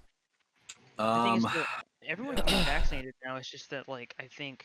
Bro, this whole vaccine thing is it's the problem is like there's so much information out there, misinformation. Who knows, dude? I'm hearing people say now that their studies are showing that the COVID vaccines don't help at all. That you can still catch just because there's different strains now. Like you're like it's basically useless. That's what I'm worried about, is that there's going to be a different strain that doesn't work with or that bypasses the vaccine or whatever. So. Everybody was like, what about like quality control? Because they're trying to get it out quick. And then, is it safe? There hasn't been long-term studies. How do they know it doesn't make you sterile someday? Like just worst case scenario, And they're like, Fauci's like, oh, don't worry. Everything's going to be fine. Like, we take really, really good precautions to make sure that everything, even though it's being, production sped up and everything's fine. And then Johnson & Johnson has to recall all their vaccines because somebody screwed up. I think AstraZeneca's doing the same thing. In Germany? Denmark? It's a mess, dude. It says, throughout the entire EU, I think. The manager from Elevate was telling me that he felt sick last night because he had his second dose. It says EU pivots to Pfizer with world's biggest COVID-19 vaccine deal as it sues AstraZeneca. Europe is suing AstraZeneca. It definitely has side effects. I feel like nobody can deny that the vaccines have legit side effects. I've heard about people feeling like super tired, like to the point where like after they get the vaccine, they sleep for like 4 or 5 hours because they're just like dead. Mm-hmm. People throw up, all kinds of side effects. So I'm not rushing out to get it. That's for damn sure. Yeah. I don't want to be a guinea pig. Same. It doesn't until it's like, you can't go out in public, or like if it gets to that point, which I hope it doesn't, but like if I can't do basic things like go get food or like go to the movies without being vaccinated, which like that just feels wrong if that's going to be the case. But DoorDash for me. Yeah, the whole vaccine passport thing is scary for sure, because it just kind of feels like a violation of the HIPAA thing and stuff like that. I mean, like they have that in existence already for like, travel to like Africa, like you have to have a malaria vaccine, or like, you have to have certain stuff squared away, but like for the extent that they're taking it to everywhere, like across the world, it just feels so. I don't understand. I don't get it. Yeah, no, I mean, it's one thing to be like, hey, if you want to go to Africa, for a couple weeks, you need this vaccine because you could die. Like this is not like something to joke about. But for them to be like, everybody has to get it because if we don't, then like you get sick, and then it just just keeps spreading, and some people have it. So I've been listening to Joe Rogan talk to a lot of people about it, scientists, health people, all that, and more statistics are coming out, and it seems like the large majority of people who are getting like the really serious adverse effects from COVID are people that are super overweight, or they already have like issues to begin with. Exactly. Yeah. He did say one thing. There was one of his buddies who was like in really good shape, and he got it, and he was in the hospital for like a couple months. There's always these weird cases where like somebody totally healthy, like a perfect specimen, all of a sudden just gets it and it just knocks them on their ass. And so like it's just, I feel like nobody knows what the hell's going on with this virus at all. Yeah. COVID's something else, bro. Have a good night. I see. Cause okay, have you guys gotten it yet? Have you guys gotten COVID yet or no? No. I don't think I did. No, I don't think anybody knows unless they legit got like the antibody test. Well, cause I was sick one week, and I got tested and it came back negative. I've been tested twice. What test did you have though? Did you have the nasal swab? Yeah, but so I got it at Walgreens, and they had me do it myself. You probably didn't do it right then. Because, dude, I'm telling you right now, I could not do that to myself. It feels like they're touching your brain with that thing, man. It Well, so hurts. they said, It burns. Whatever that solution is, burns like a mother. No, it's usually some of them are just dry. Not mine. think- Mine had this purple fluid that they dipped it in. Well, because that was a long time ago when you got yours. Mine was like a couple months ago. So I got. That's true. I got tested before I got out of the military because there was a scare. Like the whole crew I deployed with got it, or they thought, so they thought somebody might have had it because this guy was like, this guy was totally a hypochondriac. He's like, I got chest pressure, like, oh shit, like this guy's building up. This guy's got an onset of pneumonia or something, and so they literally lock us all in the hotel rooms. They're like bringing us pizza and stuff, and like just and, I mean, Dan. yeah, pizza Van Dan. Like I spent my birthday. Or no. Yeah, I spent my birthday in quarantine in a Navy like lodge that was abandoned and like re-renovated just to be fit to sleep in for 2 weeks at a time. So it says the way the test works is you provide a sample of mucus from your nose or throat, and I'm gonna tell you right now, my nose was leaking that day, so I think we're good. Yeah, I guess. But so I read the instructions on the damn thing because like it was sitting there while they like took the tube away and everything. And it says you're supposed to stick it in there and literally twist it around for like 10 to 15 seconds. Yeah, that's what they have And to do. literally when they did it to me, they were just like boom, boom, boom, boom. Like it was Wait, did you have two separate ones or was it just one? it was just one. Yeah, they just did one for me too. But so Yeah. because the chick was sitting, she goes just put it in there, make sure that like when I can't see the bottom of the actual Q-tip, like then you're good to go. So I was like, can you still see it? She's like, no. And then I started doing that and it tickled, so I started coughing. Yeah, no, they said that it's legit supposed to touch your mucous membrane. I don't know, dude. I just know like I was tearing up and I was coughing and there was just like it's just so much snot, dude. It was The first time I did it, I was like, God damn! Like it's just like Dude, it was like a lasting pain. I had a freak out when I did it last, and I don't want to ever do it again. But I was like, I had to do it because I was like traveling, I was like, and they when I had to let me down. Like what's that one movie, the Clockwork Orange, and the lady was like, calm down, and I was like trying to stay calm, but I was like gripping the seat. And I was like, ah! It was like bad. like they're like opening his eyes. Like, Yeah, exactly. so wait, when did you get yours? That was February. It was year? like Of this year Yeah, or last year? yeah, it was like late February 2021. Yeah. Yeah, that's when I got. Yeah, that's right when I got mine. Thing is, cause when I did it, when I had to do it myself, I thought it was like kind of fun. I was like, hey, this would be funny to like go get it with your friends and just be like, oh my god, it tickles. Like I don't Yeah. know. But apparently everyone's had like super bad experiences with it. So dude, I remember Trump talking about how he got tested, and he was talking about this. He's like, we need to come up with a better way to do this test because I'm telling you right now, quite frankly, it is not fun. He's like, it's not He's right. comfortable. Yeah. Exactly right. God. I mean, there It's are worse uncomfortable. ways- there are worse ways they could have done it. I don't know, man, because there's I've been tested for other stuff, and they literally just like swab your tongue. Like it's just Yeah, but That's fine dude, with me. at least you're not shoving a Q-tip in your butt. That's all I'm saying. That would suck. That would Fuck. really I suck. lost it. I can't find it. oh my god, dude. No, that Q-tip's long, bro. That ain't gonna get lost. It just I don't know why it just gets sucked up. It's just like oh no, it's gone. Like all right, I just need you to stay relaxed. Oh shit. It hurts to think about that. It hurts. Oh, Swabbing buttholes, that'd be a terrible job. there goes the It's monetization gone. video. Yeah. No, we talked about this is medical stuff. This is Oh, okay, educational. Okay. I know a Who guy who knows? does that for a living. Oh, See more butts. yeah, Seymour Butts is his name. Yeah. Yeah, I think on that note, I think it's time to go. Yeah.